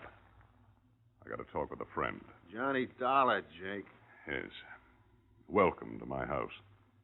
Just the same, it's too bad you had to come. This isn't exactly the day we're receiving. Well, I work weekends, and this is the only time I could make it. Jake will do the talking. What is it you want to see me about? Last night and the night before. Oh, you mean when we roughed you up? That and the Atlantic Central job and Rick Blakey, whom you killed at the wheel of his truck. Then there's the little matter of your blonde girlfriend here. I saw her in Morton's jewelry shop. She couldn't possibly be the phony reporter who was hanging around the railroad yards. Or could she? Jake, this guy really knows. Shut up. Is that all you can say? Yeah, is that all you can say? Shut up. Well, listen here. Shut up. I won't. You owe me $45,000. What are you talking in front of him for? What do I care about him? That's your worry. $5,000 for $300,000 worth of jewelry. Go on now, get out of here. Take what you got and consider it lucky. We took all the risk, now beat it. All right. All right, I'll beat it. When I come back, you're going to wish you were dead, Jake. Go on, you cheap... When she reached the door, she pulled a gun from somewhere, spun, and Trench got both slugs. He dropped groaning to the floor, and I kicked his gun into a corner. Jake Samuels stood frozen to the rug, looking at the barrel of the automatic she held. The next one's going to be for you, Jake. You going crazy or something? Put down that gun. Go on. Say shut up to me now. Go on, say it. You yellow two-bit woman beater. Andrea, you're making a big mistake. No. Am I going to get my $45,000 or not? But I don't have that much in the house. Well, then call somebody and get it. Or come up with some jewelry. Yes, tomorrow. Tomorrow, I promise. Not tomorrow. Today, now. Miss Phillips. I'm talking to him. Don't you get any ideas? Look, there's only one way for you to get out of this, and that's to kill everybody in this room. If you leave me alive, I'll track you down. That's what I get paid for. If you... Can the lecture. I know what I'm doing. If you leave Trench or Jake alive, they'll get you, too. You bet we will. Oh, I'm so scared. Come on, Jake. The money. Right now, you've only got a petty crime against you. Do any more, and it'll be murder. You'll last a month, if that long. What are you getting at? Give me these two guys. Are you kidding? Turn them over to me, and I'll go the limit in helping you. I'll forget the $5,000 you got from them. The most you can get is a year in the county. $5,000 clear is good dough. What happens to them? They're wanted for murder. I'll say in my report you turn them over to me. Maybe you won't get anything. Are you leveling? Of course he isn't, Andrea. I'm as level as a guy can get. Come on. Give me the gun, Miss Phillips. I don't know. It's that or a murder rap. Come on. Stay away from me. It's freedom or murder. Which one do you want? Give me the gun. Here. Here, take it. I didn't want to do this anyway from the start. This isn't living. This is dying every day. You're lucky. You found it out in time, Miss Phillips. You know, except for the guy in the gas station, nobody ever called me Miss Phillips.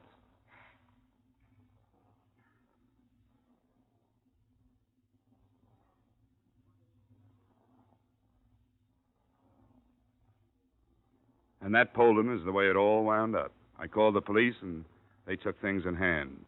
The jewels, of course, were buried in the barrel of the Jeweler's Rouge, and Miss Phillips, knowing that Morton was unloading them in Boston, sold the information to Jake and Friend for $50,000, which she didn't get. The Arcadia Wholesale Company jewels were in the stuff the police picked up. Oh, by the way, you'll notice one item on the expense account, $4.85. That was a gift, a foam rubber seat for Eve Grimm's surplus Jeep. Total expenses, $312. Yours truly, Johnny Dollar.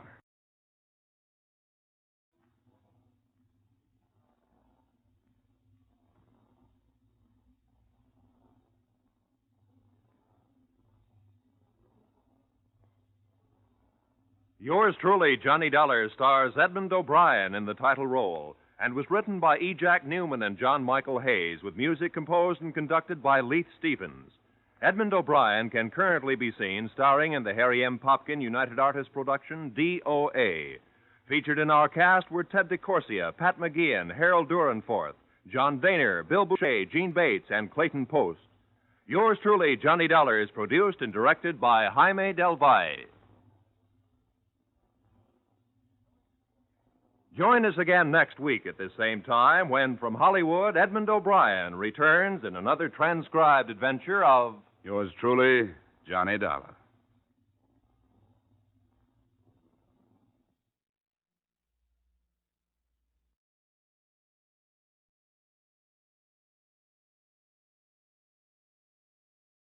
From Hollywood, it's time now for Edmund O'Brien as Johnny Dollar. This is Bob Case, Dollar, Piedmont Mutual. I've got to see you right away. What's the rush? The girl was pulled out of the East River. It turned out to be a policyholder. What am I, a private eye? Why don't you go to the police to find your killers? Oh, we know the killer. He's being executed right after midnight.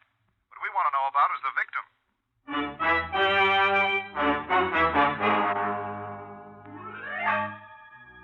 Edmund O'Brien in another transcribed adventure of the man with the action-packed expense account, America's fabulous freelance insurance investigator. Yours truly, Johnny Dollar.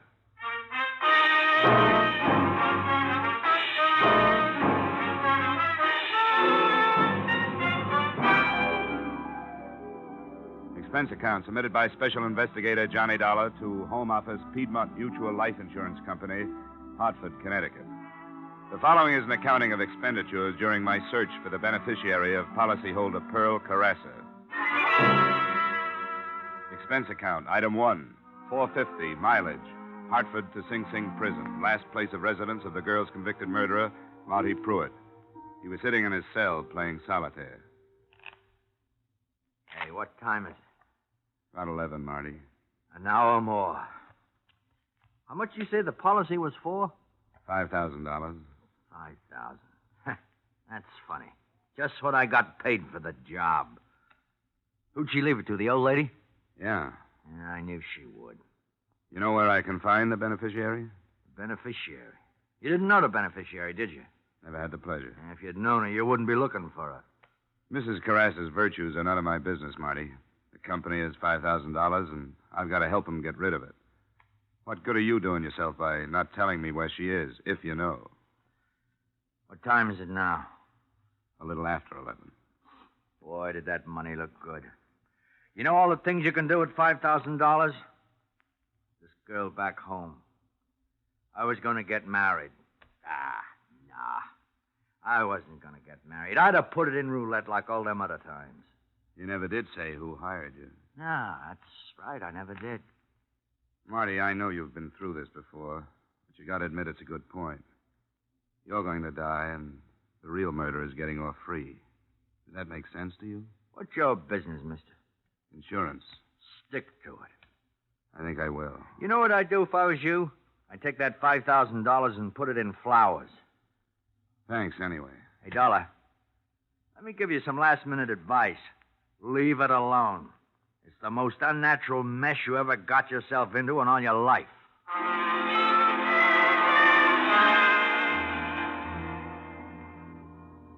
Expense account, item 2, $3.56, mileage, Ossining, New York to police headquarters, New York City, where the next morning, Lieutenant Bernard Goldberg offered me photographs of the dead girl, a cigar, and what little information he had. A body. We got the name off the wallet in her hip pocket. What? Slacks. Oh.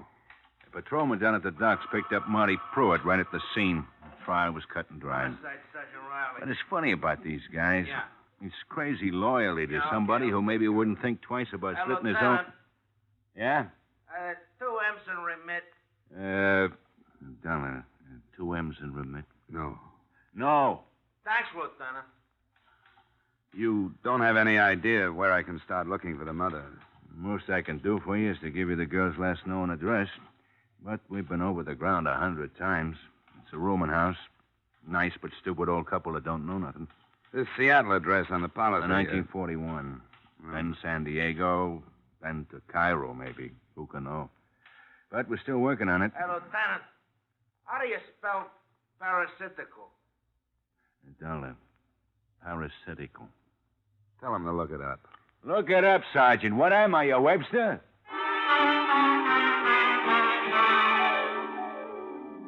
Expense account, item 3, $1.50 cab fare to a stack of dirty bricks on the Lower East Side.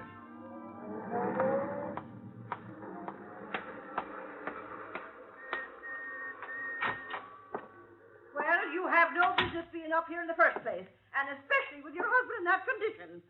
Looking for somebody, mister? Yeah, the manager. Third door to your right. Thanks. Now, don't tell me it's none of my business. Not when I bring soup down there every single day. Why, I never heard the like of you. Oh, You haven't come any in. place to talk. Howard, why don't you sit down? Thanks. You the manager? I am the manager. Howard's the manager. Well, my name is Johnny Dollar. I'm with the It's all right. We don't ask for references, do we, Howard? Except under special circumstances. I'm afraid you misunderstand. I'm not looking for an apartment. I'm an investigator with an insurance company, and I'd like to ask you a few questions. We never had a fire in this building. That was next door. They keep rubbish in the basement. The company's warned them time and time again. Never does any good. I'd like some information about a girl who I understand was a tenant here, a Miss Pearl Carassa. The police were already here, Mr. Dollar. 4 times. Lieutenant Goldberg thanked us for our cooperation. She was such a nice girl. Quiet. Homelike. And generous. Oh, yes, terribly. How long was she with you? How long was it, Howard? Just 2 weeks. Just 2 weeks. But we got to know her so well. She was such a lonely girl. She used to come down after dinner sometimes and talk about music and all the places she'd been. Well, where'd she come from originally? She never said, but she'd been everywhere. In Florida? Everywhere. Did she have any visitors? Oh, no. I know. One of the first things she told us was no visitors. If anybody asked for her, she wasn't home. Such a lonely girl. So pretty, too. You think she'd have boyfriends? No, Mr. Dollar, no visitors. Did she act as if she were frightened of something? That's just what the police asked us, and we told them before, and we told them at the trial that we thought she was frightened. Yes, we had her luggage here for a while, but the police took it. I've been through it, thanks. Did you notice all the labels from all over everywhere? Wonder what they're going to do with all those lovely dresses and shoes. Look, I know the police asked all these questions, but did you happen to notice if she got any mail? Yes, we did. She didn't. No, not a single letter, no. She spend much time away from her apartment? Very little, only. Yeah, twice a day, once in the morning and once in the afternoon, but she always came back within an hour. I don't suppose you have any idea where she went. That's right, we don't. What'd you say you were again? Insurance investigation. Thanks for your time.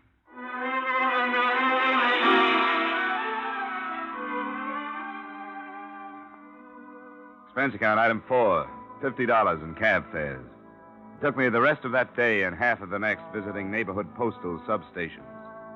It looked like a beautiful way to waste time, but I was betting on the impossibility that her daily excursions had been for mail.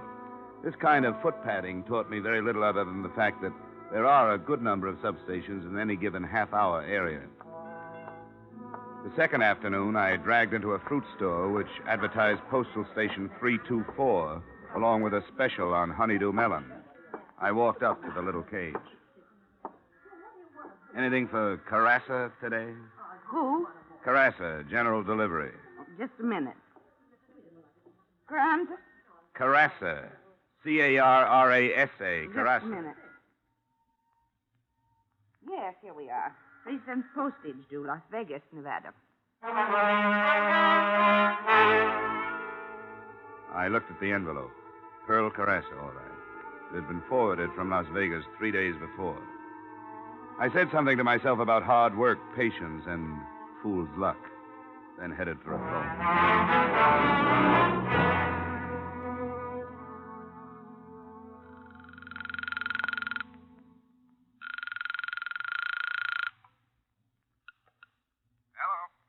This is Dollar, Bob. On the Carassa thing, I'm still cold on the beneficiary, but we've got the girl traced as far as Las Vegas. Well, that's a long haul for a $5,000 policy. Do you have a final address on her there? A letter was forwarded to General Delivery here in New York that was originally addressed to the Rambo Club. I got a permit and had it opened.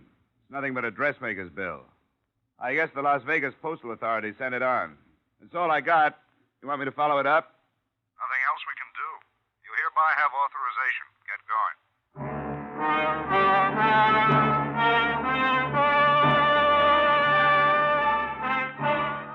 Expense account, item 6, $200 air travel and expenses to Las Vegas, Nevada. Specifically, the Rambo Club.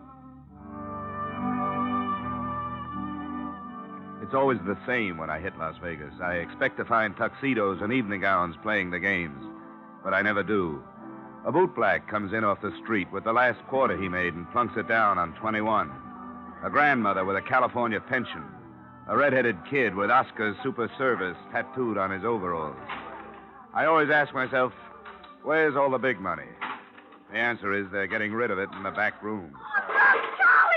Hey, jackpot on the nickel one. How do you like that? Oh, boy. Come on. I told my relief I had to go powder my nose. What I really wanted was a drink. Sly, real sly. Is this taken? No, sit down. Thank you. What do you have, mister? A good bourbon, soda. Oh, thanks for your confidence in me. I'll fix you up. You worked here long? Have I? You like Nevada? What's your hometown? Las Vegas, Arrowhead in the summer. Yeah, I guess you know a lot of people here, huh? By sight, mostly. Very few by name. Everybody's a stranger. Say, maybe you know a friend of mine. I went to school with her. What was her name again? Carassa. Pearl Carassa. Save me my drink, Eddie. I gotta get back to work. Take it easy, mister. Best bourbon in the house. Thanks. That's $1.50. This is a real clip joint. Yeah, I can see. Yeah. Thanks. Say, wait a second. You know where I can find Mrs. Henrietta Carassa? She's the mother of a girl that used to hang around here, Pearl. Well? Yeah. I think I can help you. Harry, take over. Here's your $1.50. Come on. Oh, I'm sure going to win it this time. I'll tell you, boys. Wait a minute.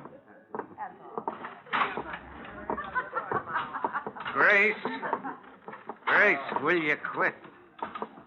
Grace, will you? Will you quit, Grace? Grace, I'm telling you, quit. Listen to me, Grace. Will you quit? Grace, quit! Shut up! The stairway led to the mezzanine. I followed the bartender along the thickly carpeted hall to a door labeled Peter Barron. My benefactor knocked, a shadow loomed on the frosted glass, and just like that, there he was. A long red gash of a scar ran across the left side of his face, twisting it into a humorless smile. The barkeep was dismissed with a nod. We sat down. Cigar?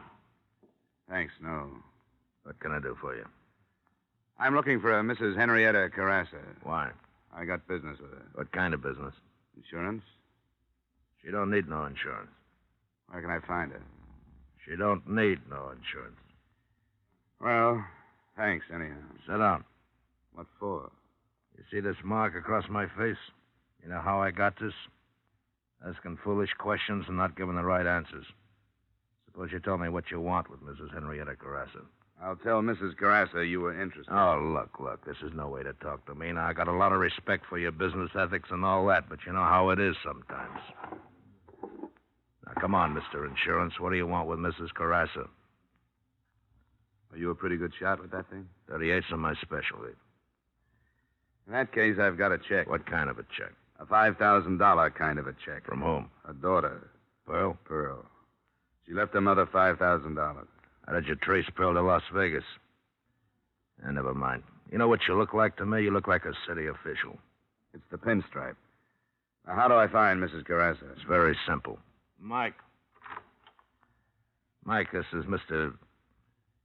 What's your name, Insurance? Dollar, Johnny. Take Mr. Dollar to see Mrs. Henrietta Carassa. Treat him gentle. He's got some money for her.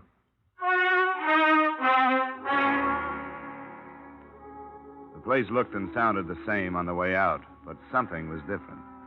Maybe it was the 4 6-footers standing at the door. As they fell in behind me, I thought maybe I'd asked one question too many. At the alley, I found out how right I was.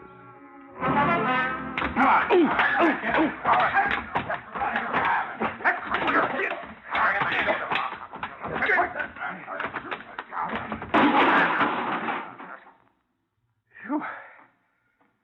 He was a tough one. Would have been easier. Just slipping my Mickey.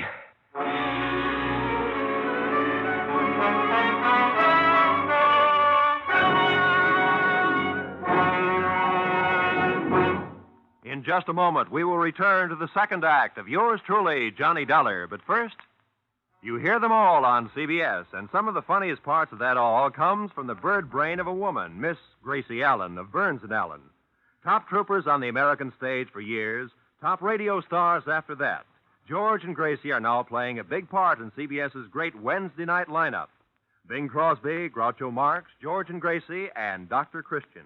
Join George Burns and Gracie Allen this Wednesday night on most of these same CBS stations. And now, with our star, Edmund O'Brien, we return to the second act of yours truly, Johnny Dollar.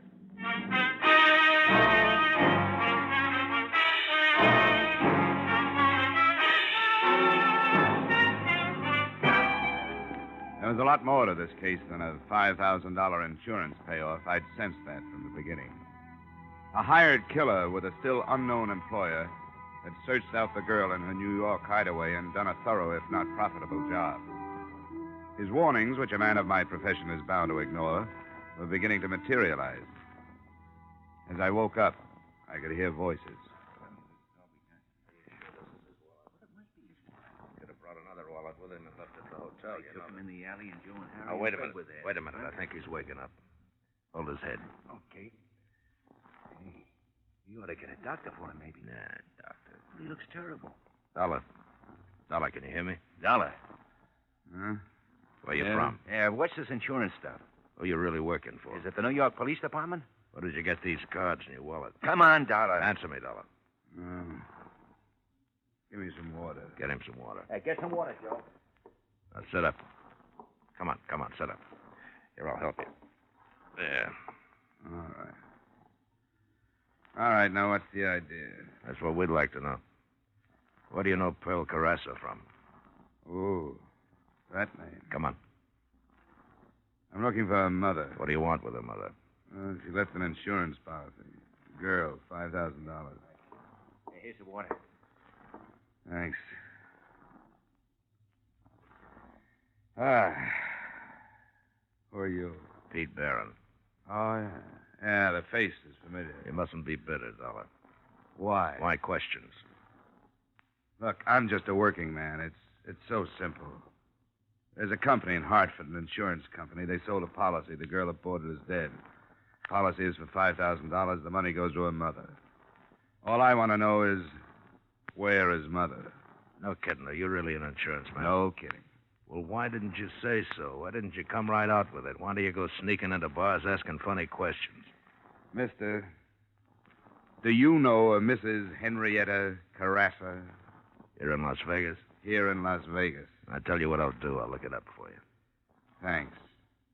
Now, lay me back down again.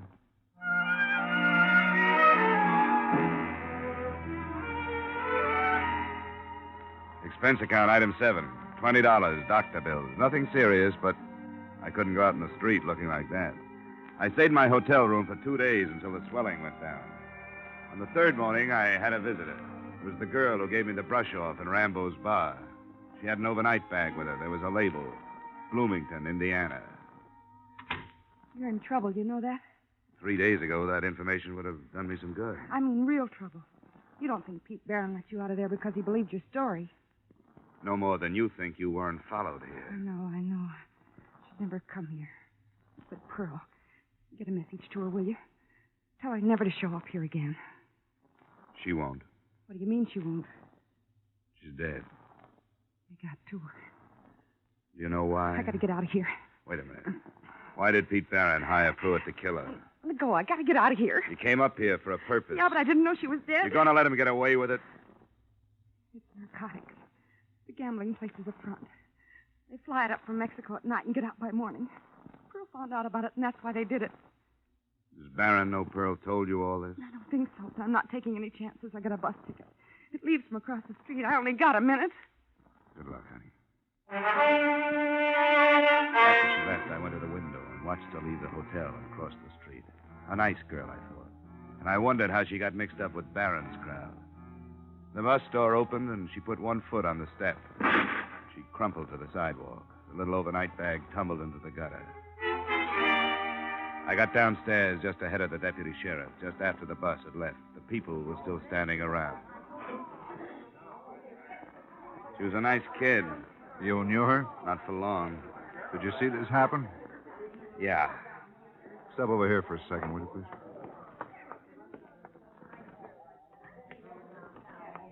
May I have your name, please? Yeah, sure. Here, here's my ID card. Insurance investigation. Something about her? No, a friend of hers. Pulled out of the East River. Pearl Carassa, shot to death. Carassa? Yeah, you didn't know? Oh, we heard she left town. That was about all. She got mixed up with Pete Barron and her family disowned her. Well, did you see what happened to this girl? She was just getting on the bus. Sounded like a rifle. She was working for Pete Barron, too. Yeah, I thought I recognized her. She just come up to see me. Had quite a story to tell. Baron's running narcotics up from Mexico by plane. Yes, so I've heard. We've had our eye on him for months, but we aren't ready to pick him up yet. Why would she tell you that? She had to tell somebody. She had a message she wanted me to deliver. To Pearl. Well, this is beginning to tie up. But what's insurance got to do with it? Carassa girl left a policy, $5,000 to her mother. Her conscience must have bothered her. Comes from one of the finest families in this part of the country and starts downhill with a crowd like that. Now, her mother needs $5,000 like I need 2 haircuts. And, mister, if I were you, I'd take that check out to Carassa's and catch the next plane out of town. You know something, Sheriff? That's just what I'm going to do.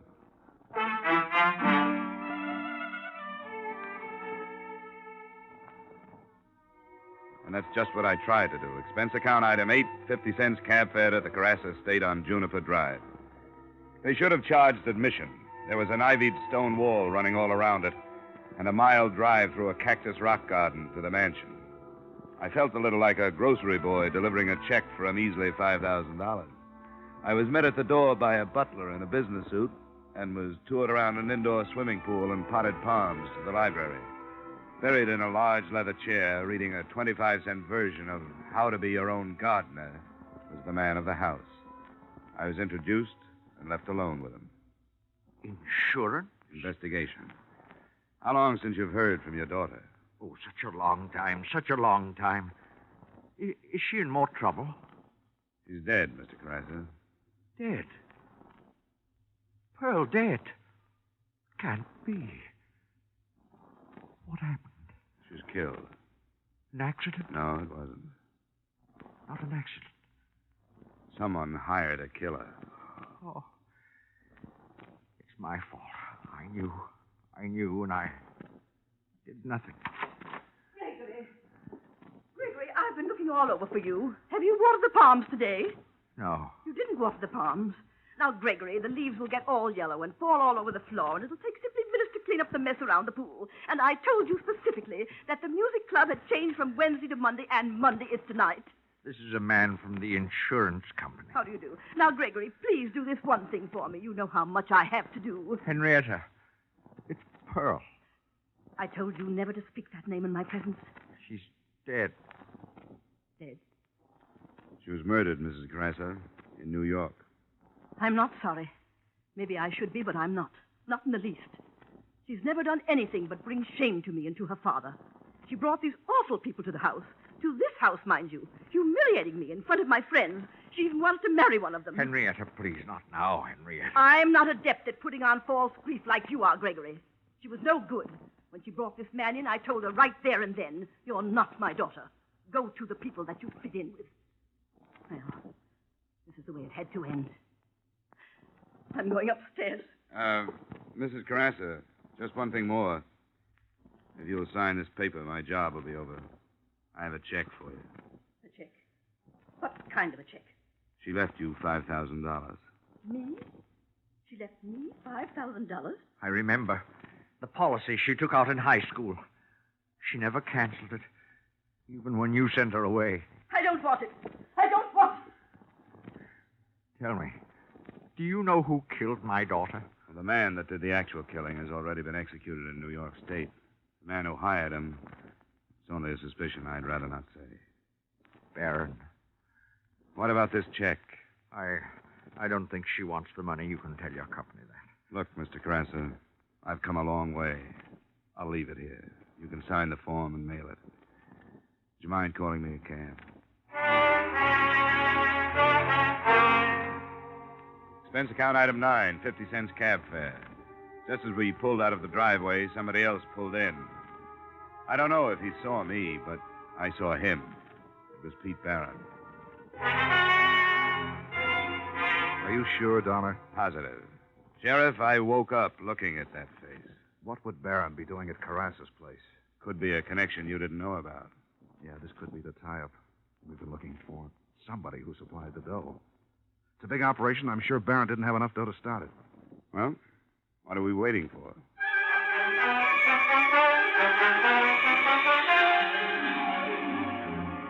I rode down with the sheriff. We bypassed the butler by taking him into custody. We heard voices coming from the library and stopped outside the door. Business, I had to do it. She threatened to go to the police. She may have been your daughter, but she wasn't mine. Now, why did you tell her? I didn't. She found out. She knew about us? Sure, she knew about you. She knew about everything. She would have turned you and your wife in a long time ago if you hadn't been her parents, but she was willing to turn me in, and I did what I had to. Wasn't my idea, you coming into this thing, but now that you're in it, you gotta learn that things like this happen. Yes, and things like this happen, too. Come on. Drop it, Carassa. And look who's here. Hello, Mrs. Carassa. Let's go, Carassa. No, wait. I want you to know about this woman. I want you to know what she is. All respectability and shine. Chamber music and non-objective paintings in high society. And where did the money come from, Henrietta? From narcotics. From the same people you hated so much. Gregory, stop it. I had a tile business before the war, but it wasn't good enough for her. She wanted this place, Italian marble, tapestries. She met Barron in back rooms and arranged to have me buy into his gambling casino. That was the first thing. Don't you dare put the blame on me. Whose idea was it to have the narcotics flown in? How many times did I beg you to stop? But you never listened to me. You couldn't keep from impressing the ladies and gentlemen. And when Pearl wanted to marry a decent young man, you insulted him right out of this house. This is the woman who sent her daughter away because her friends were not good enough. I don't think you need me anymore, Sheriff. I'll just take that check and go home.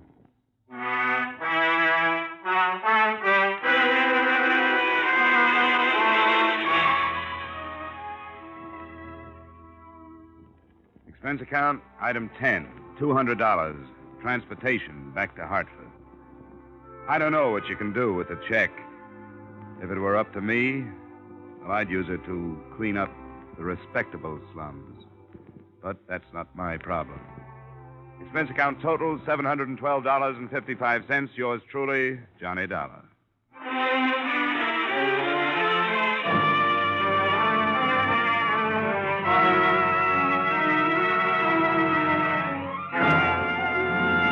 Yours truly, Johnny Dollar, stars Edmund O'Brien in the title role and is written by Gil Dowd and David Ellis, with music composed and conducted by Leith Stevens.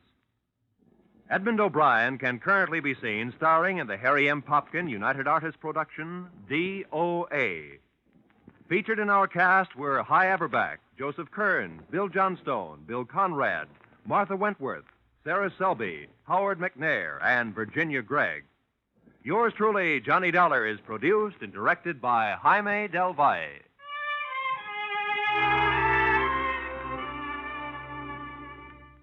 Join us again next week at this same time when, from Hollywood, Edmund O'Brien returns in another transcribed adventure of... Yours truly, Johnny Dollar.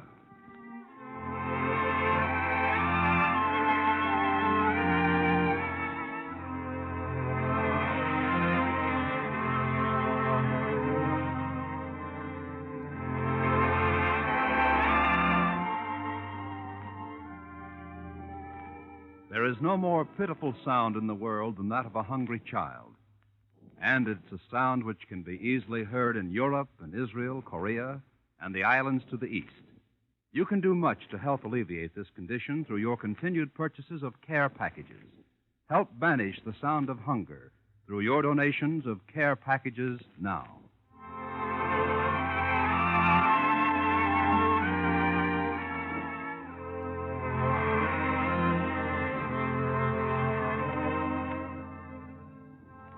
There's a man with a little black bag turns up on most of these CBS stations every Wednesday night.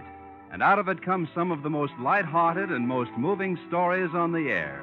The man, why, it's Dr. Christian, of course. And tomorrow night's the night for another of his famous visits. Be sure to hear Dr. Christian starring Gene Hirschholt as the beloved small-town physician every Wednesday night. Now stay tuned for the adventures of Philip Marlowe, which follow immediately over most of these same CBS stations. This is CBS, where Wednesday night is Bing Crosby night, the Columbia Broadcasting System.